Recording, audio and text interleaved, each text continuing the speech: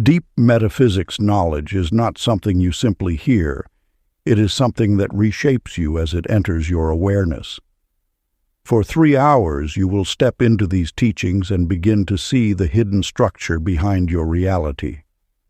Listen closely, because once this knowledge settles within you, you will never be the same. Deep metaphysics knowledge. Introduction. You do not arrive here by chance. You arrive as one who is already known, now standing at the quiet edge of remembrance. This is not the beginning of a journey, but the unveiling of something ancient within you. The law of attraction is not a force outside you to be mastered. It is a silent current already flowing through your being, attuned to the unseen rhythms of your inner world. See yourself not as a thinker confined to a body, but as a vast, radiant field of awareness, endless, luminous, alive. Within this field, each thought hums, each emotion pulses, sending subtle echoes into the fabric of existence. These echoes do not vanish. They return, clothed as experience, shaped in perfect harmony with the frequency from which they were born. You are not merely witnessing creation. You are creation, remembering itself. To seek peace is to cast a shadow where none exists. But to soften, to allow, is to awaken to the truth that peace has always dwelled beneath the noise, waiting like a still lake beneath restless winds. Your inner state is not a place to reach. It is a signal constantly being broadcast, weaving the outer world with quiet precision. What you resist begins to fade as you see more clearly. Manifestation is not control, but alignment, not effort, but attunement. Gratitude ceases to be practice and becomes revelation, the recognition that abundance is not coming, but already here, breathing with you. In that recognition, your energy harmonizes, and life begins to mirror that silent knowing. The universe listens not to the words you speak, nor even the thoughts that pass through you, but to the deeper tone beneath them, the feeling, the essence, the truth you carry. Beliefs are not ideas. They are living patterns of energy, shaping reality as naturally as wind shapes sand. And when you truly listen, not with the mind, but with the stillness of your whole being, you step into the flow where timing becomes sacred and coincidence reveals itself as design. This is not mere thought or teaching. This is the hidden architecture of existence, unfolding the moment you choose to be present, to soften, to remember. Before we get into the book, comment, "I am ready," to affirm your intention to the universe. Part 1. The Awakening of Vibration. Chapter 1. The Mirror Within. In the quiet corners of existence, where whispers of truth await discovery, you will find that reality is not a fixed landscape, but a living canvas painted by the brushstrokes of your inner world. Your consciousness is a profound instrument, capable of transforming external experiences through the subtle art of internal alignment. Consider Hazel Grant, a woman whose days unfolded with a muted sense of unease. Nothing seemed overtly wrong, yet something felt incomplete. Her discontent was not a result of external circumstances, but a reflection of her internal dialogue, a gentle self-criticism that permeated her perception like a soft, persistent mist. The universe, in its infinite wisdom, is not a distant, indifferent force. It is a responsive field that mirrors your most intimate emotional frequencies with exquisite precision. When Hazel began to observe her inner landscape, she discovered something revolutionary. Her outer world was a perfect reflection of her internal state. Her silent judgments had been creating subtle barriers, constructing invisible walls that kept genuine joy at arm's length. As she started to recognize and accept these hidden patterns, something remarkable occurred. The world around her began to soften, matching the newfound gentleness within her consciousness. Similarly, Floyd Cooper's experiences revealed another layer of this universal principle. Wherever he moved, an expectation of rejection seemed to precede him, creating self-fulfilling prophecies of disconnection. His internal narrative was unconsciously programming his external interactions. By consciously shifting his approach, greeting strangers with genuine curiosity instead of defensive anticipation, Floyd rewrote the script of his lived experience. He discovered that transformation begins not in grand gestures, but in the microscopic shifts of inner perception. The teaching is elemental yet profound. Your thoughts are rehearsals, and your feelings are commands that shape reality. The world is not something happening to you, but something emerging through you. Your consciousness is the lens, the painter, and the canvas simultaneously. To transform your reality, you must first ease your inner dialogue. Soften the harsh edges of self-criticism. Release the tight grip of expectation. Allow your inner landscape to become a sanctuary of acceptance and wonder. Practice. Each evening, close your eyes and imagine your surroundings as a polished glass reflecting your mood. Breathe into this inner landscape. Soften the surface with waves of gratitude until your reflection smiles back, gentle, knowing, transformed. Chapter 2. The Magnetic Heart. You stand at the threshold of understanding, where your inner landscape shapes the world around you.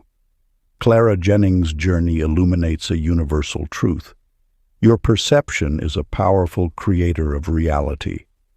Each morning, Clara would awaken and mentally inventory her lacks, the opportunities missed, the dreams unfulfilled, the challenges confronting her. Her mind became a ledger of scarcity, and the universe, ever responsive, reflected precisely that inventory back to her.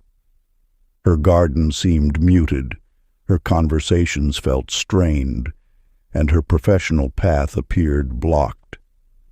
But something remarkable occurred when Clara shifted her gaze. Instead of cataloging what was missing, she began acknowledging what was present. She noticed the delicate morning light filtering through her kitchen window, the warmth of her morning tea, the gentle rhythm of her breath. Gradually, her inner frequency transformed. As her inner landscape changed, so did her external world. Her garden began to bloom with unexpected vibrancy. Flowers seemed more colorful, herbs more fragrant.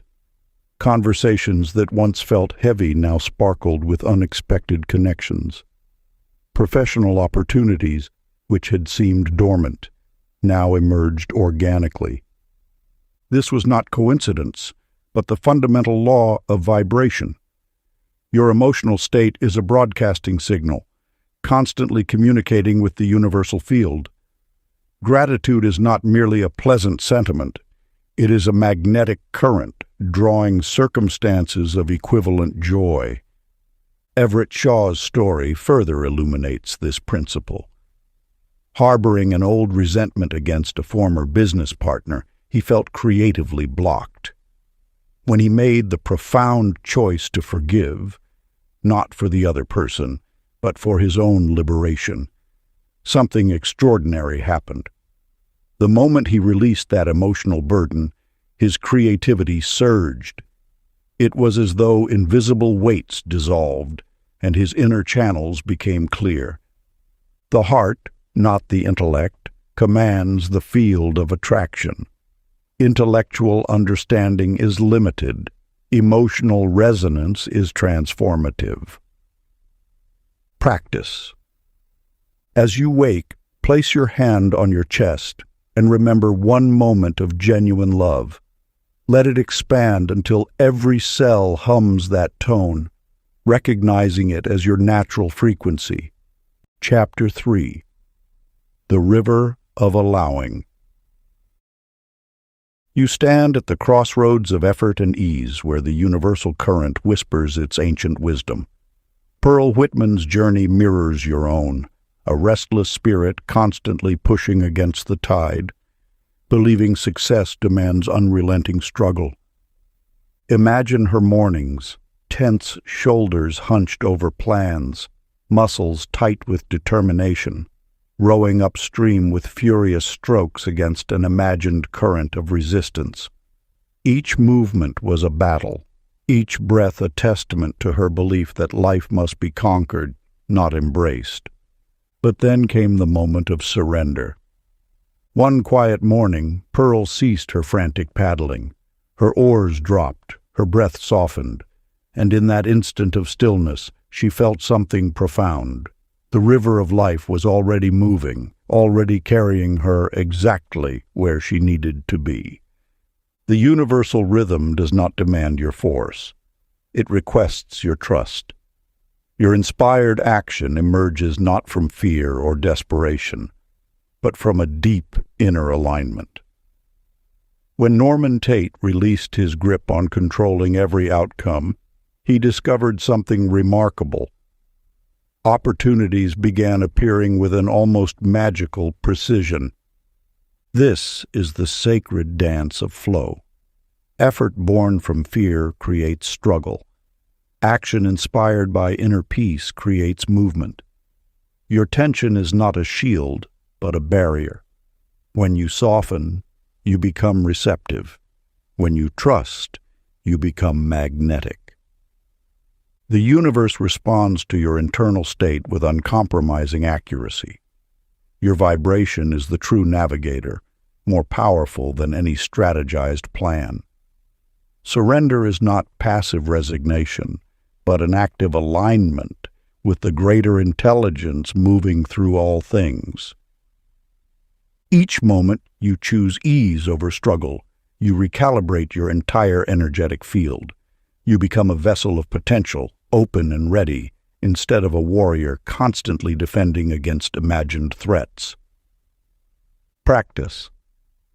Each time you feel strain, close your eyes and picture drifting on a calm current. Whisper, "I trust the flow," until tension dissolves into movement. Chapter 4. The Architect of Thought.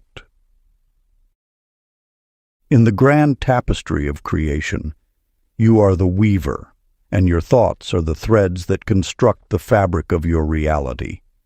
Like Millie Rhodes, who discovered the profound connection between her childhood sketches and her unfolding life, you possess an innate ability to blueprint your experiences through the power of imagination.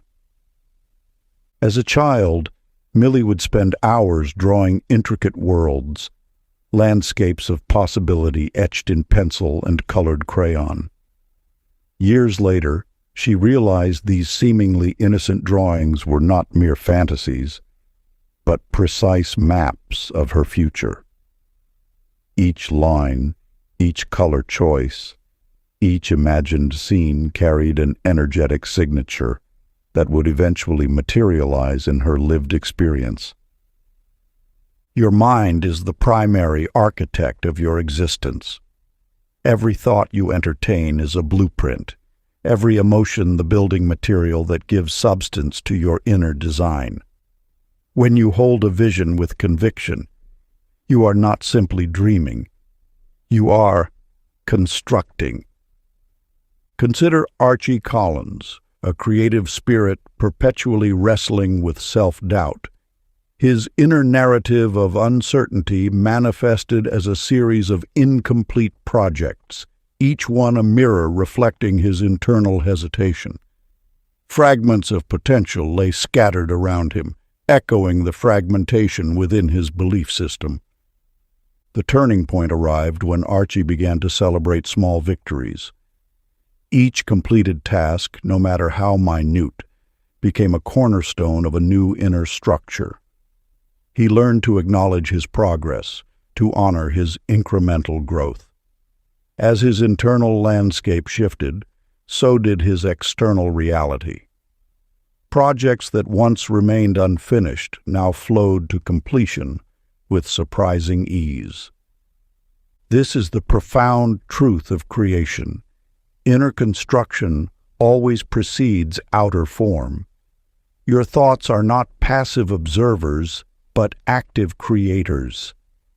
They are the blueprints from which your reality is constructed, moment by moment, belief by belief.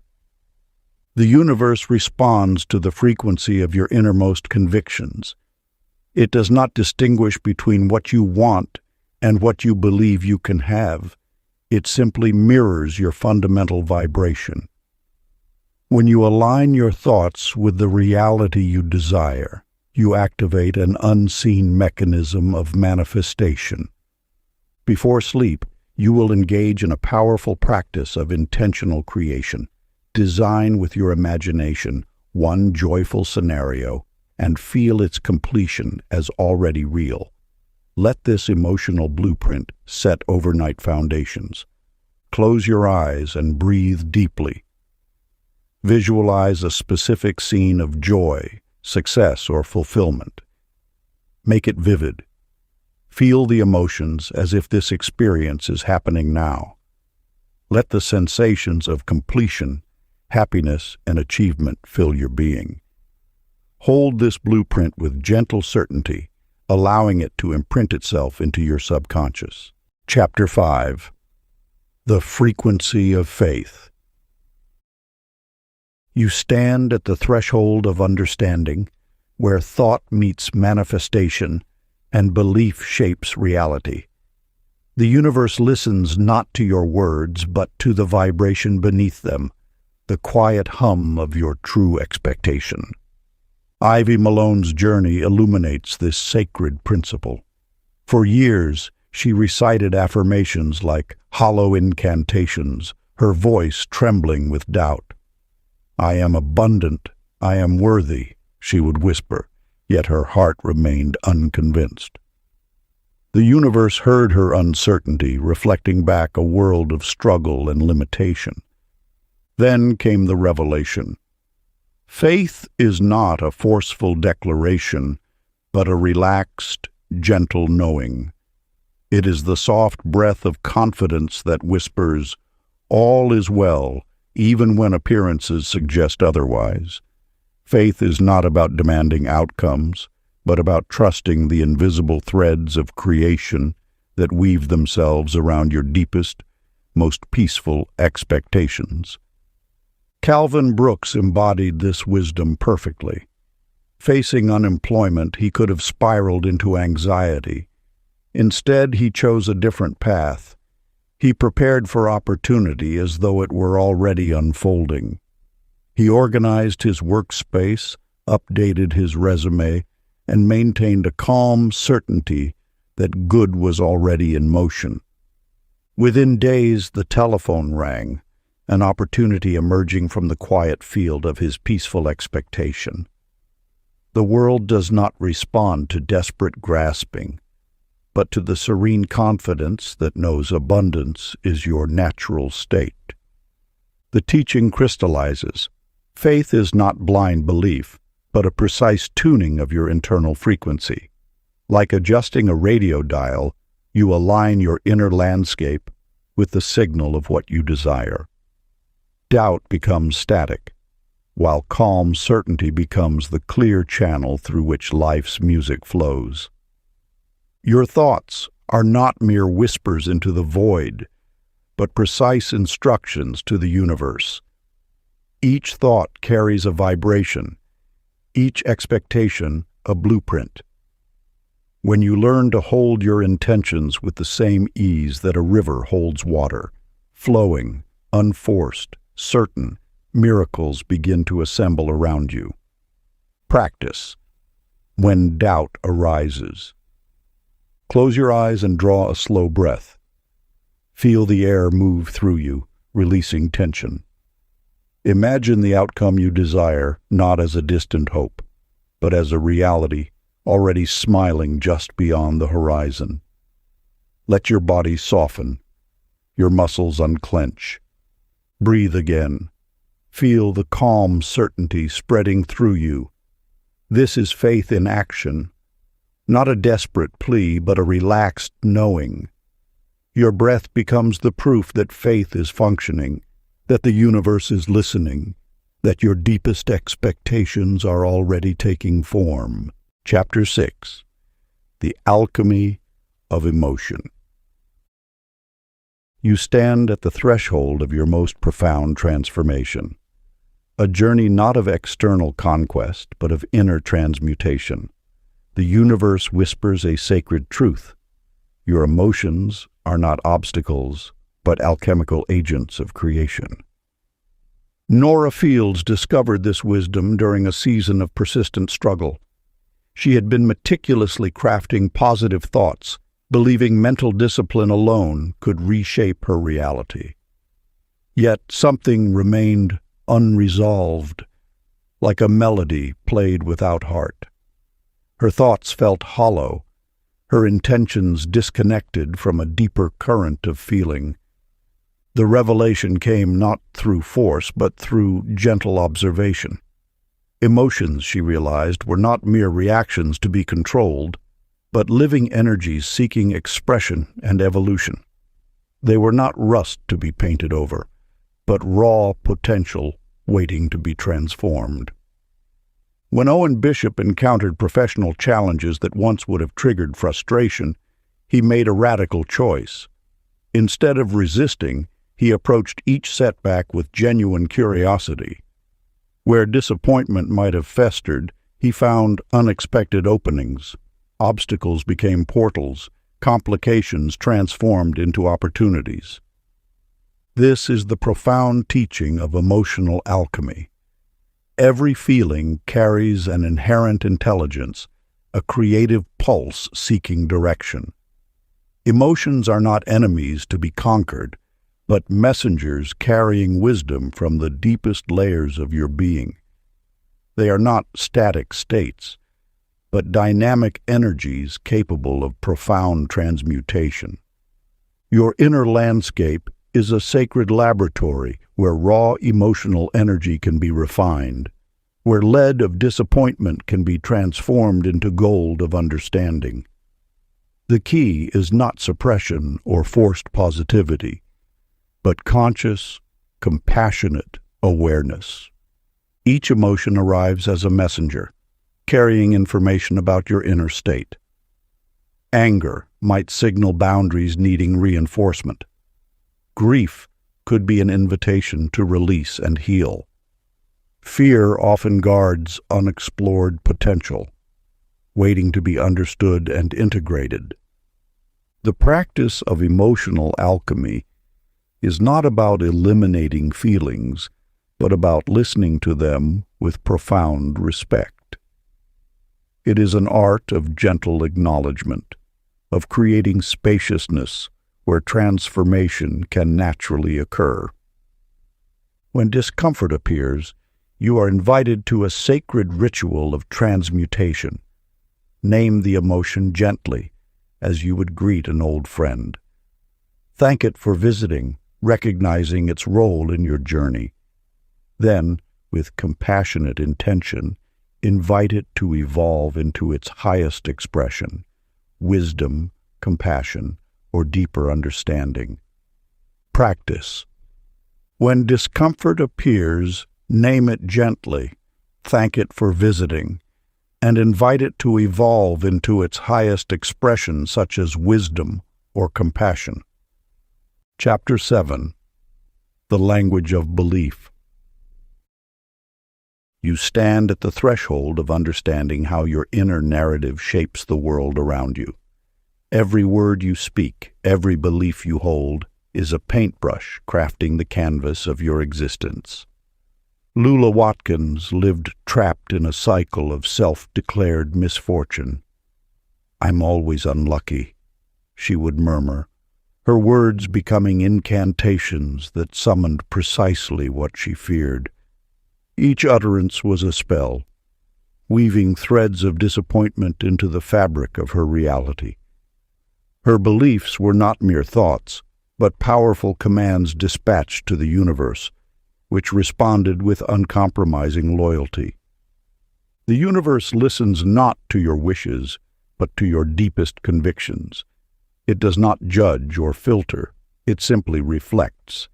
Your inner dialogue is the blueprint, and life is the construction that follows. Consider Curtis Lowe, who once viewed wealth through a lens of scarcity and judgment. Money is selfish, he believed, creating an invisible barrier between himself and abundance. But when he transformed his perception, seeing wealth as a flowing energy of good, a means of circulation and support, something profound shifted. Curtis began to understand that wealth was not about hoarding, but about movement. Like water that becomes stagnant when contained, money loses its power when trapped.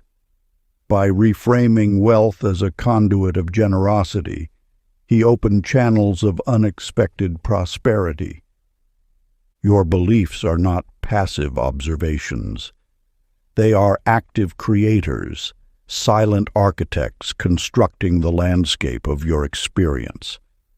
Each thought is a seed, each emotion the water that nourishes it. What you consistently believe, you inevitably receive. The interpretation is clear. Your opinions are more than mere words. They are prophecies spoken into existence, scripts written before the performance begins. When you declare limitations, the universe conspires to prove you correct. When you speak of possibility, potential unfurls before you. Your subconscious does not distinguish between truth and imagination. It accepts your most repeated narratives as fundamental instructions, orchestrating experiences that validate those beliefs. The power resides in your ability to consciously choose. You are not a victim of circumstance, but the author of your story. Practice. Speak aloud one new belief daily, as though narrating a movie that delights you, letting emotion confirm its authenticity. Chapter 8. The Harmony of Mind and Spirit. You stand at the crossroads of inner harmony, where the whispers of your mind and the depths of your spirit seek communion. Like Sadie Burns, you may have found yourself chasing extraordinary spiritual experiences while overlooking the quiet turbulence within your thoughts. Imagine your inner landscape as a vast terrain where intellect and intuition are not adversaries but potential allies. Each anxious thought is not an enemy to be banished, but a messenger seeking understanding. When you resist these thoughts, you create internal friction, a dissonance that interrupts the natural flow of your being. Henry Pratt discovered a profound truth. Meditation is not about silencing your mind, but about creating space for different parts of yourself to communicate. Your racing thoughts are not obstacles, but energy waiting to be transformed. When logic and spirit learn to dance together, brilliance emerges. Alignment is not a destination, but a continuous dialogue. Your intellect brings structure. Your intuition brings wisdom. Like two musicians learning to play in harmony, these aspects of yourself can create a symphony of understanding. Each thought can be viewed not as a problem, but as an opportunity for integration. Consider how often you've separated your rational mind from your spiritual self, treating them as competing forces. This division creates unnecessary struggle. Your whole self, logical and intuitive, analytical and mystical, contains immeasurable potential when working in concert. The key is not to chase peace, but to allow it. Recognize that your anxious thoughts carry information, just as your spiritual insights carry guidance. When you approach both with equal respect, a remarkable alchemy begins. Your inner landscape becomes a collaborative space where understanding deepens and wisdom unfolds. Practice. Sit in silence and imagine your thoughts and feelings shaking hands, promising teamwork toward joy. Chapter 9. The Seeds of Intention. In the garden of your inner landscape, you are always planting seeds, some of intention, others of doubt. Your thoughts are the soil, your emotions the water, and your beliefs the sunlight that nurtures what grows. Betsy Harmon understood this truth through her literal garden. Each morning, she would carefully place seeds in the earth, her hands moving methodically, yet her mind churning with silent complaints. These seeds might not sprout, she would think. The soil seems too hard, the season uncertain.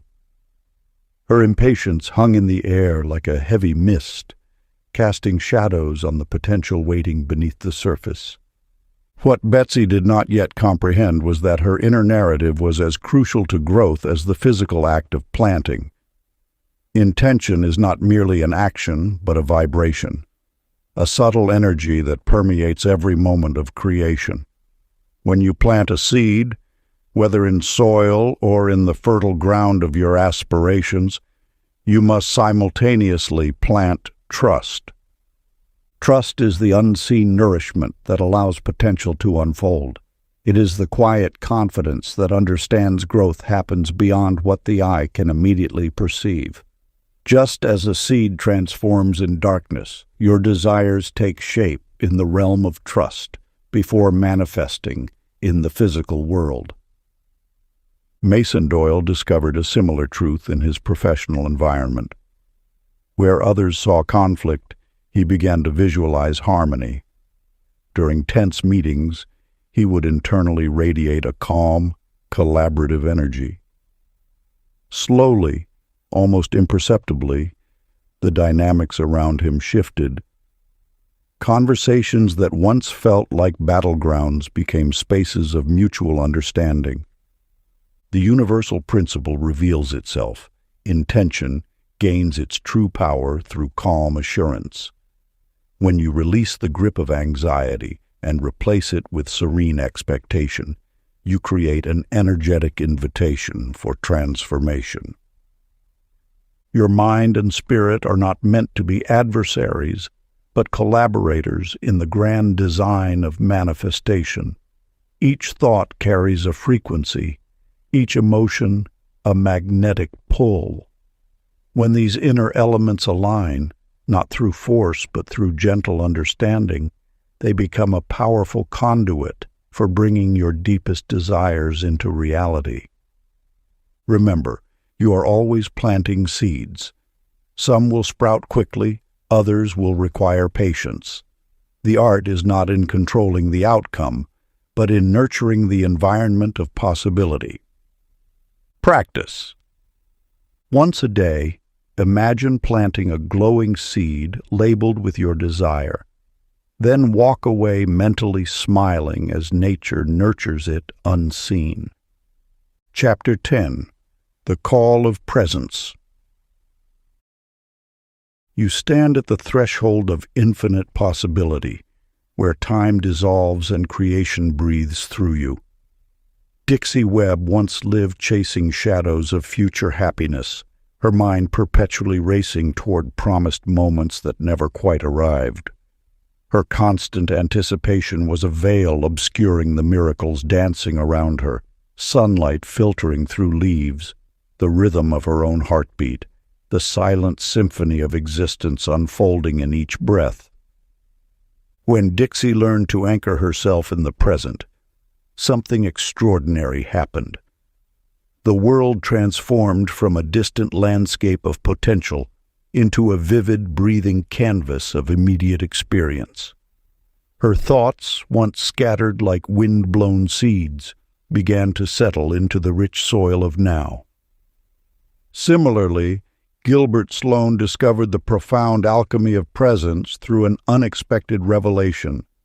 Consumed by endless planning and future strategizing, he had forgotten the pure, spontaneous joy that emerges when the mind rests. One afternoon, caught in a moment of unexpected humor, he found himself laughing, a deep, genuine laughter that seemed to reset his entire nervous system. This laughter was more restorative than hours of calculated rest. It dissolved the tension of constant mental projection, revealing a fundamental truth. The present moment is the only portal through which creation flows. Your mind, when fully inhabited, becomes a conduit of infinite potential. The interpretation is clear. Your power resides not in endless mental calculations or future projections, but in your capacity to be fully alive right now. Each moment is a seed of infinite possibility, waiting to be nourished by your complete presence. Presence is not a technique to be mastered, but a remembrance of your natural state. It is an awakening to the richness that exists beyond thought, a space where intuition whispers, where creativity springs forth, and where life reveals its most profound mysteries. When you learn to compress your awareness into the now, you activate a transformative energy. The boundaries between inner and outer worlds become permeable. You realize that you are not separate from the moment, but the moment itself, a living, breathing expression of consciousness. Practice. Throughout the day, pause and feel one physical sensation fully until thought quiets. Recognize creation unfolding in that breath. Part 2. The Alignment of Reality. Chapter 11. The Symphony of Energy. You are an instrument of living energy, more intricate and powerful than any symphony ever composed. Edith Moran understood this truth in a way most souls only glimpse momentarily. Her sensitivity was not a weakness, but a profound attunement to the unseen currents that flow between all living things. Imagine your emotions as musical notes, each feeling generating a unique frequency that resonates through the universe. When Edith walked into a room, she could sense the underlying rhythms, the quiet tensions, the unspoken harmonies, the subtle vibrations that most people overlook. Her awareness was like a finely tuned instrument, picking up nuances beyond ordinary perception. Walter Dean's journey paralleled this understanding. Once trapped in a cacophony of anger and resistance, he discovered that emotions are not fixed states, but malleable energies. By practicing appreciation, he learned to recalibrate his internal orchestra. Each moment of gratitude was like retuning an instrument, transforming discordant notes into a melody of alignment.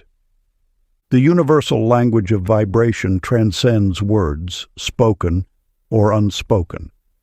It is a communication that happens at the quantum level, where thoughts and feelings generate waves of energy that ripple through consciousness.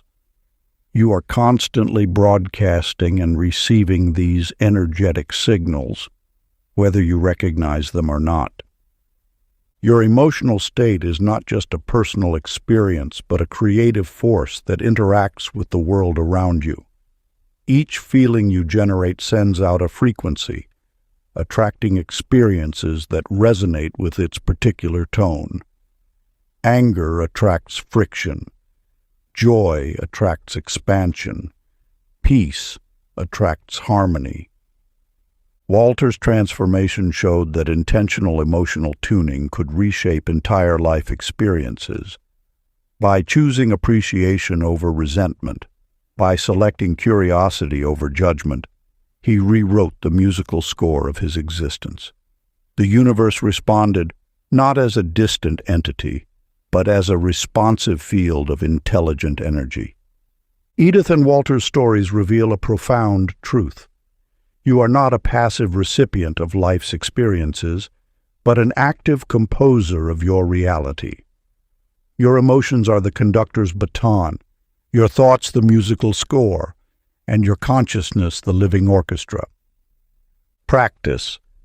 Listen inwardly for your emotional melody and adjust tempo with gratitude until peace hums. Chapter 12. The Bridge of Imagination. You stand at the threshold of understanding a profound universal truth. Imagination is not mere fantasy, but the living bridge connecting your inner world with external reality. Like a sacred technology waiting to be activated, your imagination holds the power to transform perception into tangible experience. Fern Carter once drifted through life using daydreams as a temporary escape, believing her inner visions were nothing more than fleeting moments of distraction. But gradually, she discovered that imagination was not about running away, but about building pathways between what exists and what could be. When Fern began treating her inner visualizations as sacred blueprints rather than idle wanderings, something remarkable occurred. Her thoughts became intentional, her dreams precise instruments of creation. Each mental image was no longer a temporary refuge, but a vibrational blueprint calling reality into formation. Similarly, Roosevelt Lane understood this principle through his art. Before touching a canvas, he would close his eyes and imagine colors not as static pigments, but as living entities capable of singing together in harmonious dialogue. His paintings transformed from mere representations to conduits of energy, each brushstroke infused with intentional vibration. The universal teaching crystallizes with stunning clarity. Imagination is not wishful thinking, but a precise instrument of creation. Your inner vision does not merely reflect reality, it shapes it. Every thought carries a frequency, every feeling a potential blueprint. When you learn to navigate this inner landscape with conscious intention, you become the architect of your own experience. Imagination transcends mere mental activity. It is a sacred communication between your inner world and the vast, responsive universe. Each visualization is a conversation, each feeling an invitation, each thought a potential seed of manifestation. The power lies not in the complexity of your vision, but in the clarity of your feeling. Emotion gives imagination its transformative potency. When you can see your desired reality with such vivid internal clarity that your body responds as if it is already real, you activate the deepest magic of creation. As the chapter draws to a close, you are invited to engage in a practice that will attune you to this sacred technology of imagination. Each night, visualize walking across a radiant bridge carrying your favorite feeling into tomorrow. Chapter 13. The Light of Awareness. You stand at the threshold of understanding, where patterns once invisible now shimmer like delicate threads in morning light. June Tyler's journey mirrors your own, a dance of recognition where silent observation becomes the first whisper of transformation. June had walked the same corridors of her life for years, trapped in cycles that seemed immovable.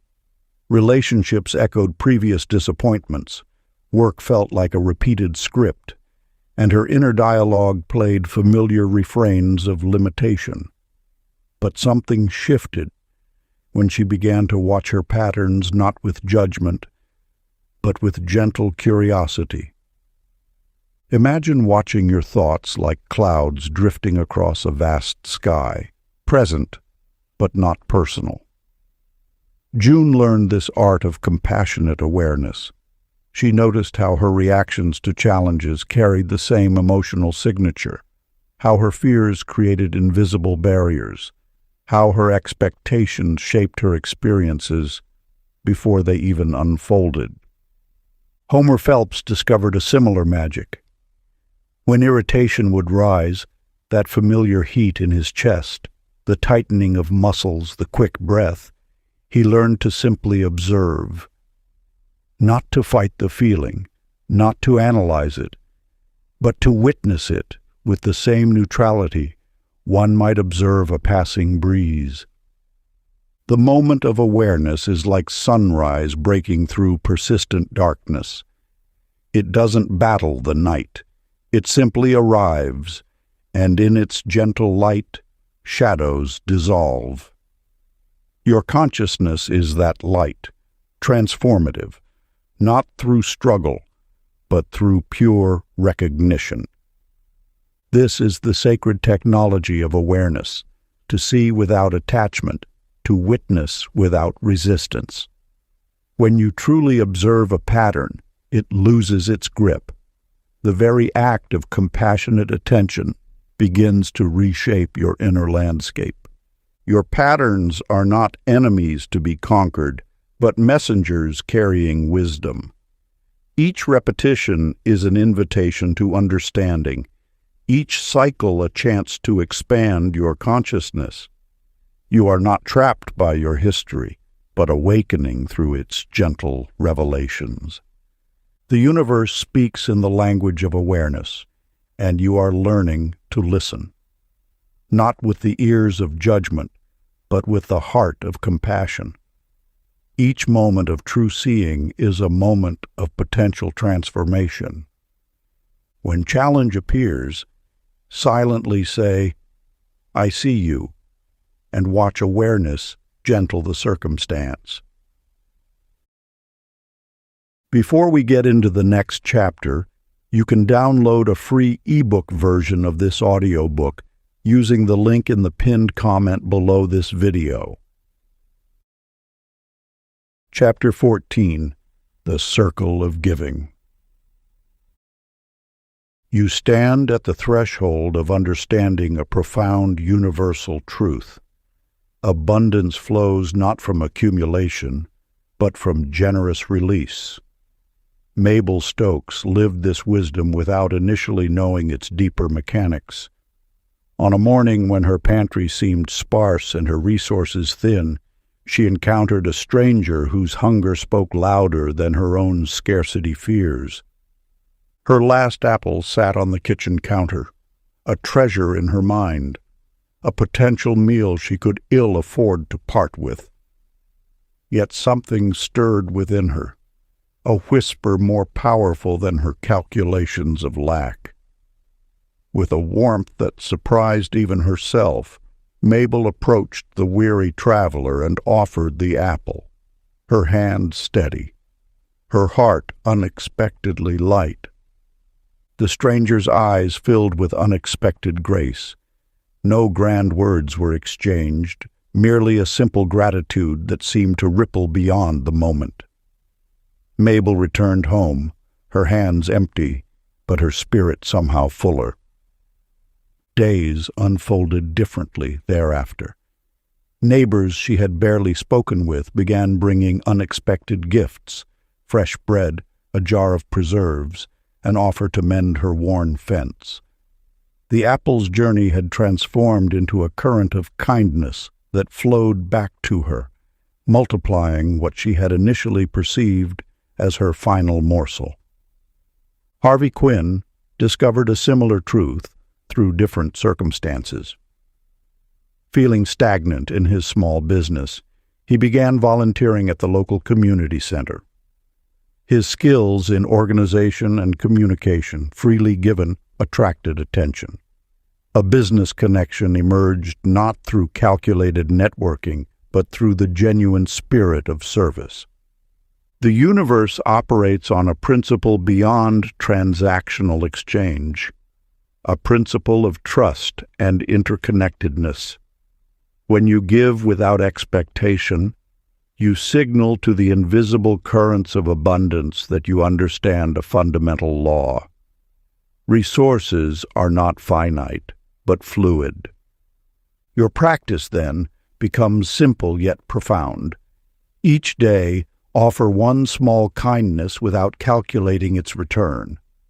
Let the act be its own reward, a demonstration of your trust in the generative power of giving. Whether it's a smile to a stranger, helping someone carry groceries, or sharing a moment of genuine listening, your generosity becomes a language that the universe understands and responds to with remarkable precision. Practice. Offer one small kindness daily, noticing how generosity multiplies its source within. Chapter 15. The Echo of Words. In the quiet corners of her world, Opal McKnight discovered a profound truth. Every utterance is a brushstroke painting the canvas of reality. Her words, once sharp and critical, had been unconscious architects of her experience, constructing walls where bridges could have stood. As she began to listen to her own language, she noticed how each complaint was a seed planted in the fertile ground of possibility. When she spoke of struggle, struggle bloomed. When she muttered about limitations, boundaries contracted around her like a shrinking room. The transformation began subtly. Opal started paying attention to the vibration of her words, understanding that language is not merely a communication tool, but a creative force. Each sentence carried an energetic signature, resonating beyond the immediate moment, echoing into the unseen realms of potential. Milton Reese appeared in her awareness as a living testament to this principle. Where once he had been quick to critique and condemn, he learned to weave compliments like delicate threads of light. His relationships, once strained and brittle, began to soften and expand. Colleagues who once avoided him now sought his counsel. Family members who had kept distance now drew closer, attracted by the warmth of his transformed speech. The interpretation was clear. Words are not passive descriptions, but active sculptors of reality. Each phrase can wound or heal, constrict or liberate. You are not merely speaking about your world. You are speaking your world into existence. Imagine your words as living entities, each with the power to nurture or deplete. When you speak of challenges, do so with the gentle touch of one who knows resolution is possible. When you describe difficulties, infuse them with the understanding that every obstacle contains its own solution. Your language is a sacred instrument, capable of tuning the very fabric of your experience. Speak as an artist, not a critic. Craft sentences that honor potential, that recognize growth, that celebrate the unseen movements of transformation happening beneath the surface of immediate perception. Before sleep, bless your day aloud with kind sentences to seal them into your timeline. Chapter 16. The Breath of Stillness. Words dance across the landscape of consciousness, yet their truest power often emerges in the spaces between utterances. Addie York understood this sacred truth long before most. She had chased affirmations like breadcrumbs, believing each carefully constructed phrase would unlock her transformation. Endless mantras cascaded from her lips, a waterfall of intention that gradually revealed something more profound: the potency of stillness. In her journey, Addie discovered that words were merely vessels, containers for vibration, but not the essence itself. True creation resided in the quiet moments when language dissolved and pure potential emerged. Her affirmations slowly transformed from desperate incantations to gentle whispers, then to profound silence. Vernon Pierce walked a parallel path. A man once consumed by mental turbulence, he learned that breath could be a bridge between the chaotic mind and the serene heart. When he began focusing his breath on the center of his chest, something remarkable occurred. The internal noise, the constant chatter of judgment, worry, and projection began to slow, then quiet. The teaching crystallized with elegant simplicity. Silence is not absence, but a creative space where energy reorganizes itself. Like water finding its natural level, consciousness settles when allowed to rest.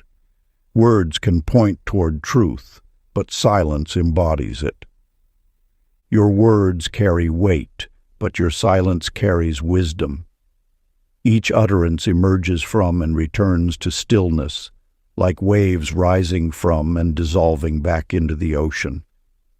The universe communicates not through volume, but through subtle vibrations felt in moments of profound quiet.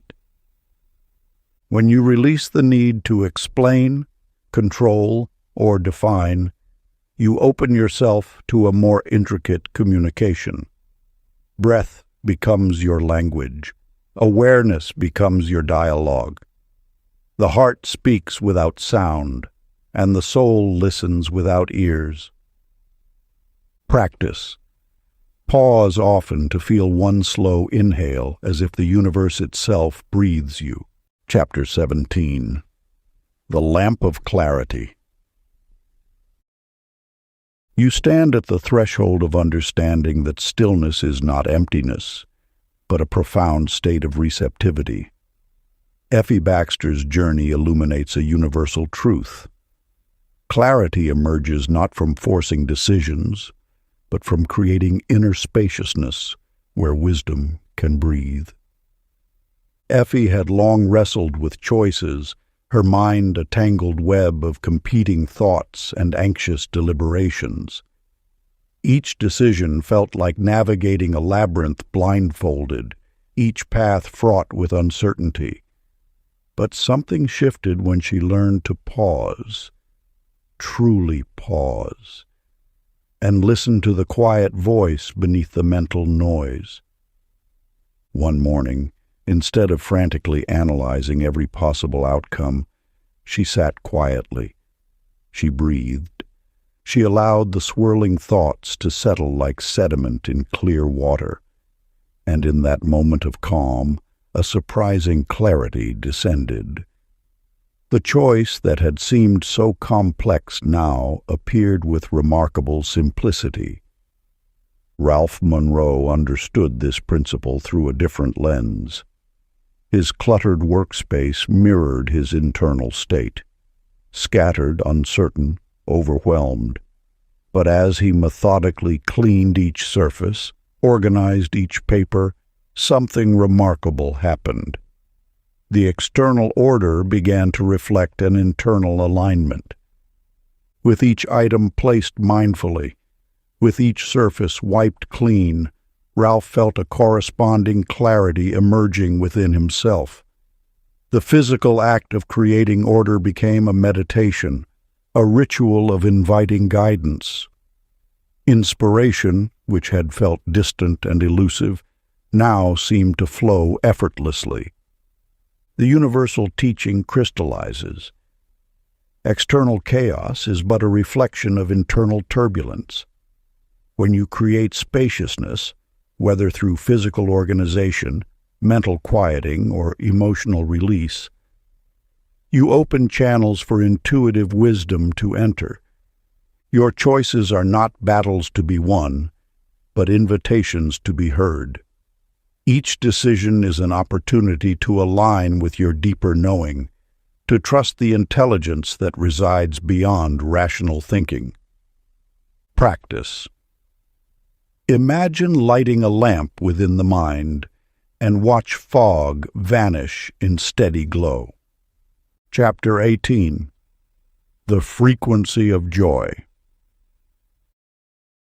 You stand at the threshold of understanding a profound truth. Joy is not a destination, but a living, breathing frequency you can access at any moment. Like a hidden current running beneath the surface of everyday experience, joy waits for your recognition. Tessie Randall once believed happiness was something that happened to her, a fleeting gift bestowed by external circumstances.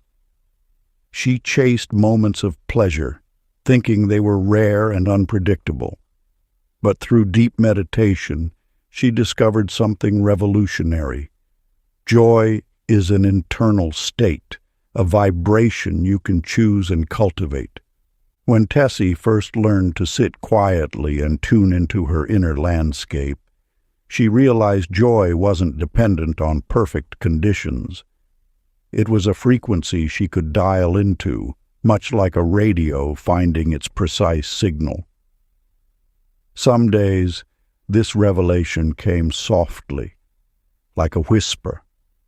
Other days, it arrived with the clarity of sunlight breaking through clouds.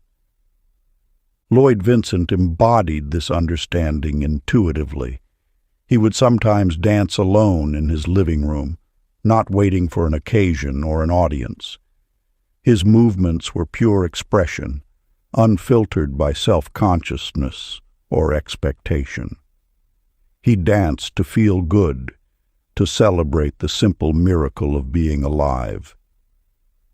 Remarkably, as Lloyd continued this practice of spontaneous joy, his external world began to shift.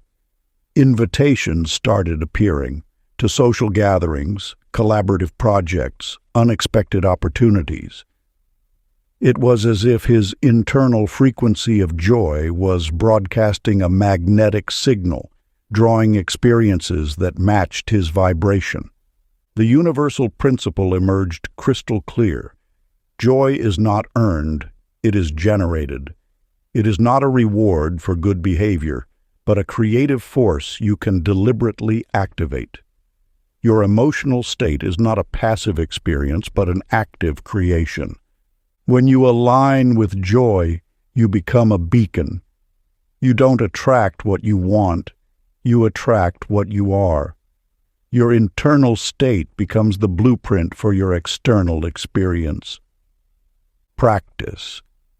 Move however feels delightful for 1 minute, anchoring the energy of joy into your day. Chapter 19. The Garden of Trust. You have walked a journey of inner discovery, learning that life's most profound transformations emerge not from forceful manipulation, but from gentle, patient allowing. Like a gardener who understands that seeds sprout in their own time, you are learning to cultivate trust as your primary energy. Lottie Gibbs understood this wisdom intuitively. Where once she would wrestle circumstances into submission, she now planted seeds of calm acceptance. Her days began to flow with surprising ease, not through control, but through a quiet surrender to life's natural rhythms. Each moment became an invitation rather than a battle. Each challenge an opportunity to practice trust. Ernest Wiley faced similar landscapes of uncertainty. When turbulent winds of change swept through his workplace, threatening the stability of his position, he did not panic or strategize frantically. Instead, he whispered a gentle mantra to himself. Life knows better. These words were not mere platitudes, but a profound recognition of an intelligence far greater than his limited perception. In moments of potential anxiety, Ernest would close his eyes and breathe into that simple declaration: "Life knows better." The words were a balm, a reminder that beyond his immediate understanding, currents of support and guidance were always moving, always arranging themselves in his favor. And indeed, swift and unexpected resolutions began to appear. Opportunities emerged from seemingly impossible situations. Conversations that might have been confrontational transformed into collaborative dialogues. Ernest discovered that trust was not passive resignation, but an active, vibrant energy that reshaped reality. The teaching crystallized. Trust is like gardening faith, requiring consistent, gentle nurturing. Just as a gardener understands that seeds need time, water, and patient attention to flourish, you too are learning to tend the garden of your inner landscape with similar care. Your practice today invites you to a profound visualization. Close your eyes and imagine your life as a living, breathing garden.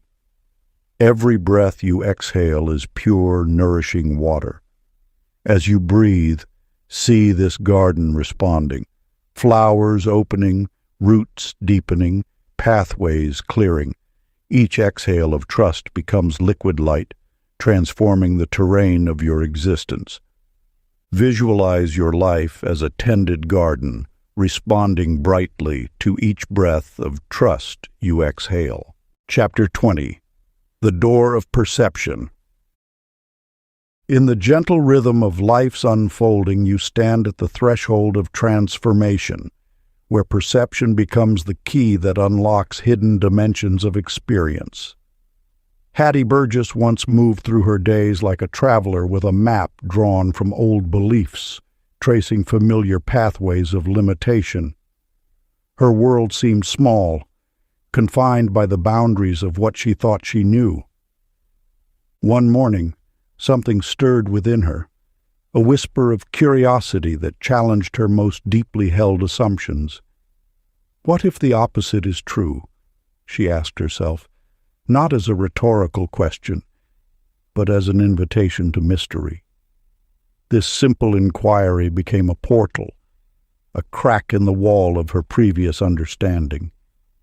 Alan Drake experienced a similar awakening.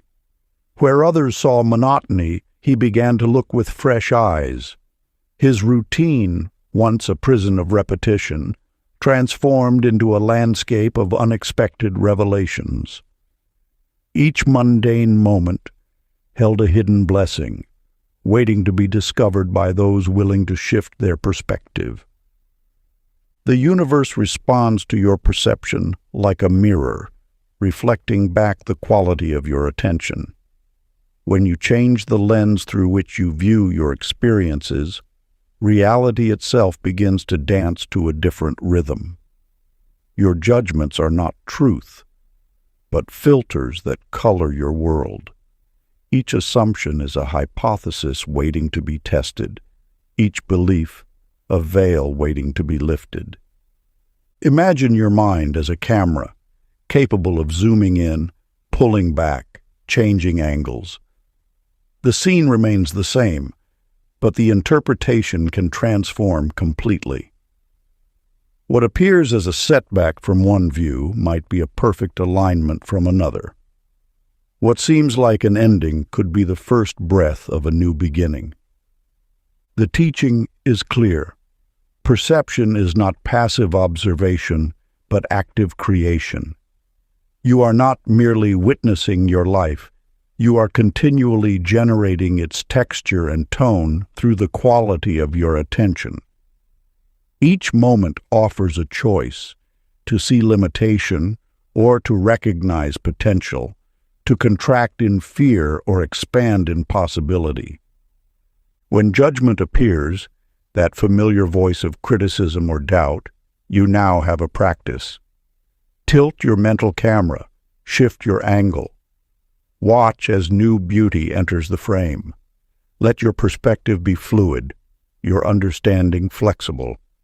In this space of openness, miracles find room to breathe. Practice. Whenever judgment appears, tilt your mental camera and watch new beauty enter frame. Part 3. The Embodiment of Creation. Chapter 21. The Dance of Synchronicity.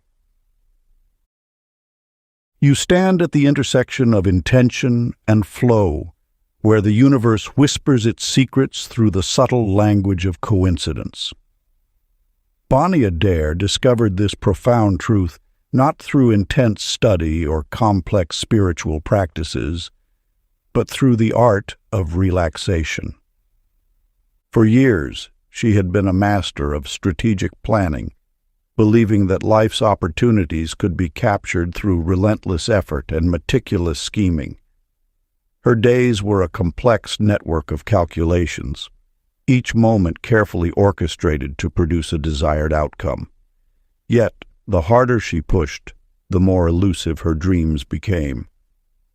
Then came the moment of surrender, not defeat, but a profound letting go.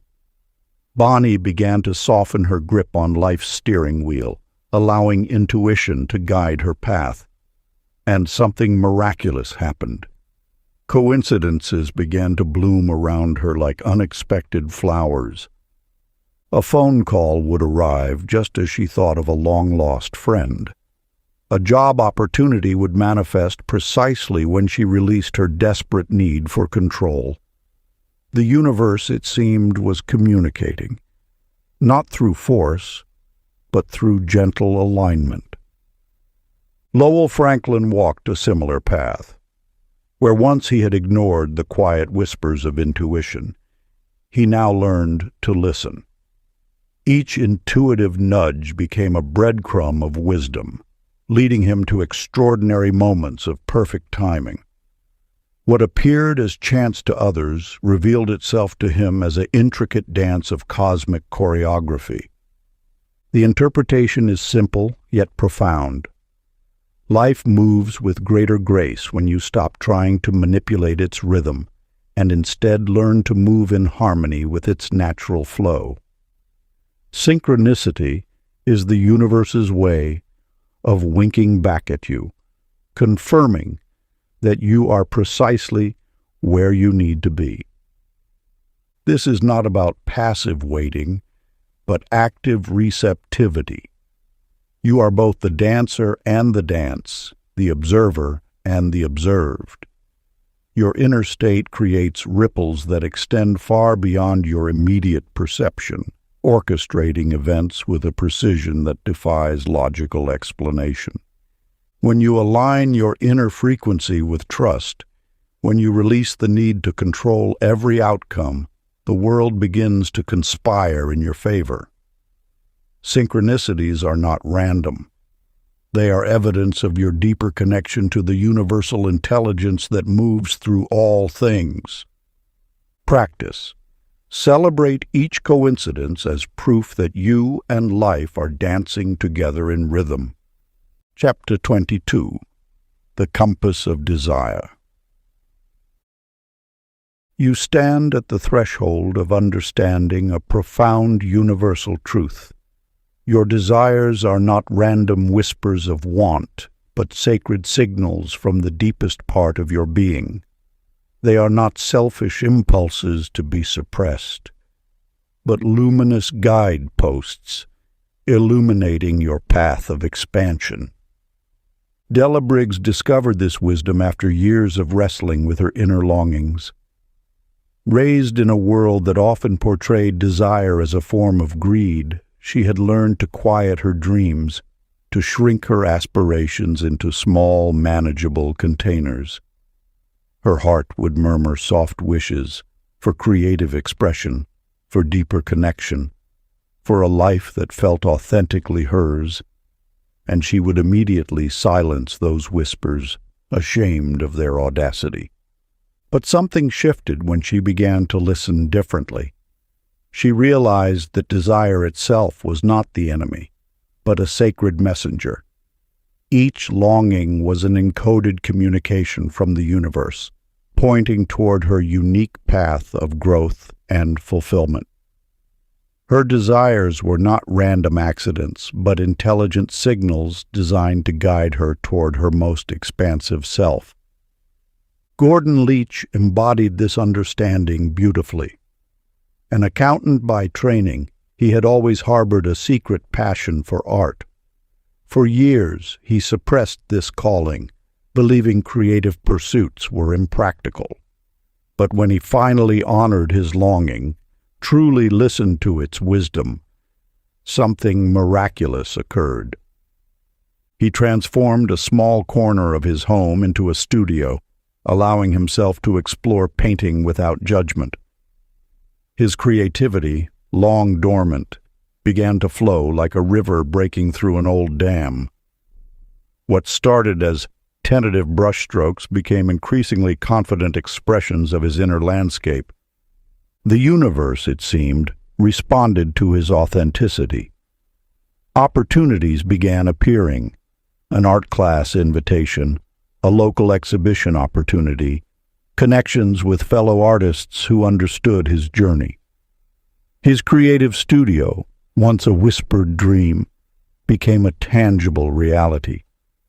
The core teaching emerged with crystalline clarity. Desire is divine navigation. It is not a selfish impulse, but an intelligent guidance system. Your longings are not random. They are precise coordinates mapped by your soul's deepest knowing. When wishing arises within you, pause. Feel its energy, not with critique, but with gentle curiosity. Thank this desire affectionately, as you would a trusted friend offering guidance. Close your eyes and breathe into its essence, allowing yourself to feel the joy inherent in its vibration. Let the desire speak to you, not through forceful planning, but through gentle allowance. Feel its energy guiding you toward joy, knowing that in honoring your truest wishes, you align with the universe's most elegant design. Chapter 23. The Frequency of Forgiveness. In the intricate tapestry of human experience, you discover that forgiveness is not a gift to another, but a liberation for yourself. Your emotional landscape becomes a living, breathing entity, capable of transforming pain into pure energy the moment you choose release. Irene Clay carried her grievances like heavy stones, each memory a weight that pressed against her heart's capacity to love and receive. Her past relationships were labyrinths of unresolved conflicts, where old wounds echoed with unspoken accusations. The energy of her resentment created invisible barriers, repelling the very connections she secretly yearned to experience. When Irene finally understood that forgiveness was not about condoning past actions, but freeing herself from their energetic grip, something remarkable occurred. The moment she whispered, "I release you," to the memories that had bound her, her inner landscape shifted. The stones of grievance began to dissolve, transforming into a gentle, flowing river of compassion. Percy Ingram walked a similar path. His chronic tension, a physical manifestation of unresolved emotional conflicts, had created a fortress around his heart. Years of unexpressed pain had calcified into muscle tension, headaches, and a persistent sense of being defended against the world. The day Percy genuinely embraced apology, both offering and receiving it, was the day his body began to understand a different language. Not the language of defense, but of healing. His muscles softened, his breath deepened, and the constant low-grade anxiety that had been his companion began to dissipate. The universal teaching crystallizes with stunning clarity. Forgiveness is not about the other person. It is a profound reset button for your own vibrational field. When you release judgment, you neutralize the emotional charge that has been attracting similar experiences into your life. Your grievances are like invisible magnets, drawing scenarios that mirror your unresolved emotional states. By choosing forgiveness, you recalibrate your inner frequency. You become a clear vessel, no longer cluttered by the debris of past pain, ready to receive new, harmonious experiences. This is not about spiritual bypassing or pretending hurt never happened. True forgiveness acknowledges the wound while refusing to let it define your present or future. It is an act of radical self-love, a declaration that you are larger than any past experience. Forgiveness resets your vibrational signature, creating space for fresh attractions.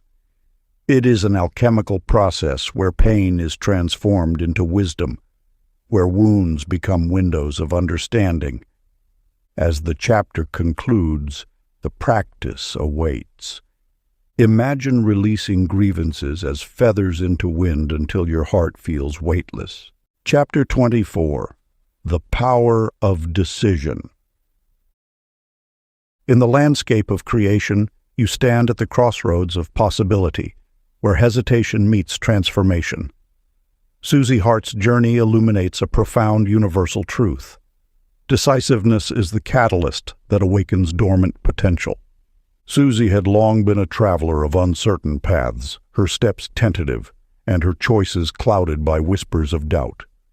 Each decision felt like navigating through a misty forest, where every direction seemed equally obscured. But on one remarkable morning, something shifted within her. She recognized that indecision was not caution, but a subtle form of resistance against her own power. Each time she wavered, she was unconsciously telling the universe that she did not trust her own inner guidance. Her uncertainty was a veil blocking the clear transmission of her deepest intentions. When Susie finally chose with unwavering clarity, something remarkable occurred. The moment her decision crystallized, it was as if invisible threads of energy began to align. Opportunities that had been waiting just beyond her perception suddenly became visible. Her hesitation had been the only barrier between her and the path of least resistance. Howard Kane's experience mirrored this universal principle. He observed that his own indecision was not wisdom, but fear disguised as careful contemplation. Fear that whispered stories of potential failure. Fear that kept him frozen in a landscape of infinite but unexplored possibilities.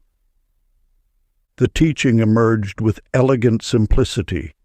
The moment of decision is a creative act. It is the instant when potential transforms into probability, when the unseen begins to take form. Each clear choice is a declaration to the universe, a signal that you are ready to step into a new reality. Your decisions are not just choices, they are creative declarations. They are the language through which you communicate with the vast, intelligent field of potential surrounding you. Hesitation speaks of uncertainty. But a firm choice resonates with the frequency of creation itself. When you decide with calm conviction, you are not forcing an outcome. Instead, you are aligning with the natural flow of universal energy. You are opening doorways where before there were only walls. You are giving permission for the extraordinary to manifest. Remember, decisiveness is not about being rigid or controlling. It is about being clear, present, and trusting the wisdom that resides within you. It is about understanding that your inner certainty is more powerful than any external circumstance. Practice. State one clear decision today. With calm conviction and witness inner energy, snap into direction. Chapter 25. The Temple of Body. You inhabit more than thought. You are a living, breathing vessel of infinite potential, where spirit and physical form dance in elegant communion. Your body is not separate from your spiritual journey.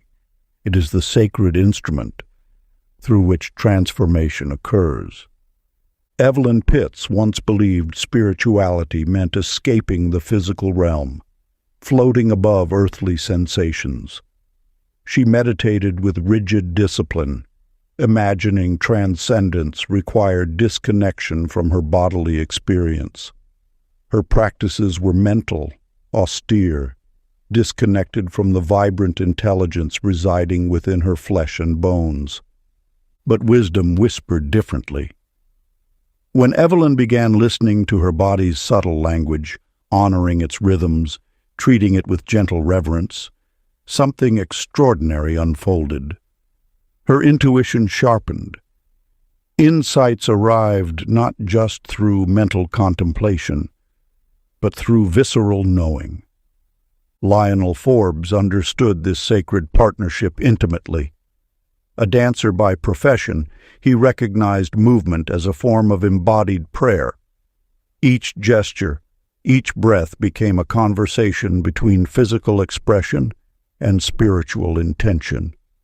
His body was not merely a vehicle, but a profound channel of creative energy. The lesson crystallizes with stunning clarity. Your body is the temple where spirit experiences itself through sensation. Every cell carries consciousness.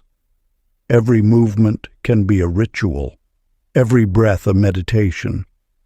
Your physical form is not an obstacle to spiritual growth, but the very ground of transformation.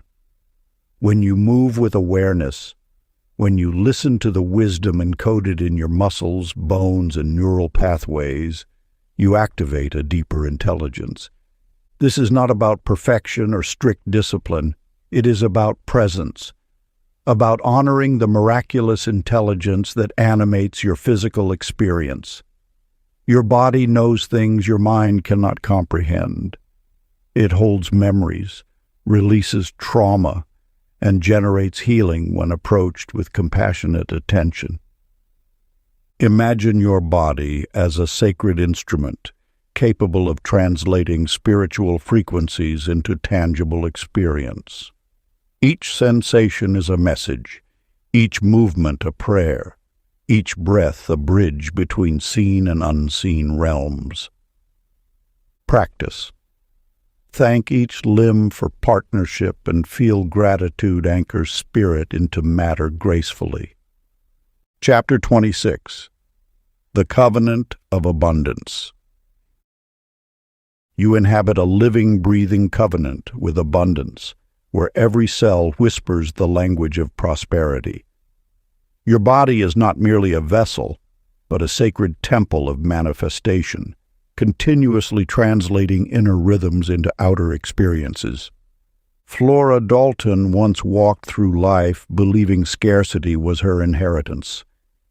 Her hands clutched tightly, her breath shallow, her vision constricted by fear's narrow lens. Each day seemed a struggle against invisible walls of limitation. But something shifted when she realized abundance was not an external condition, but an internal state of being. Wallace Kirby understood this truth through practice. Where others saw obstacles, he cultivated gratitude.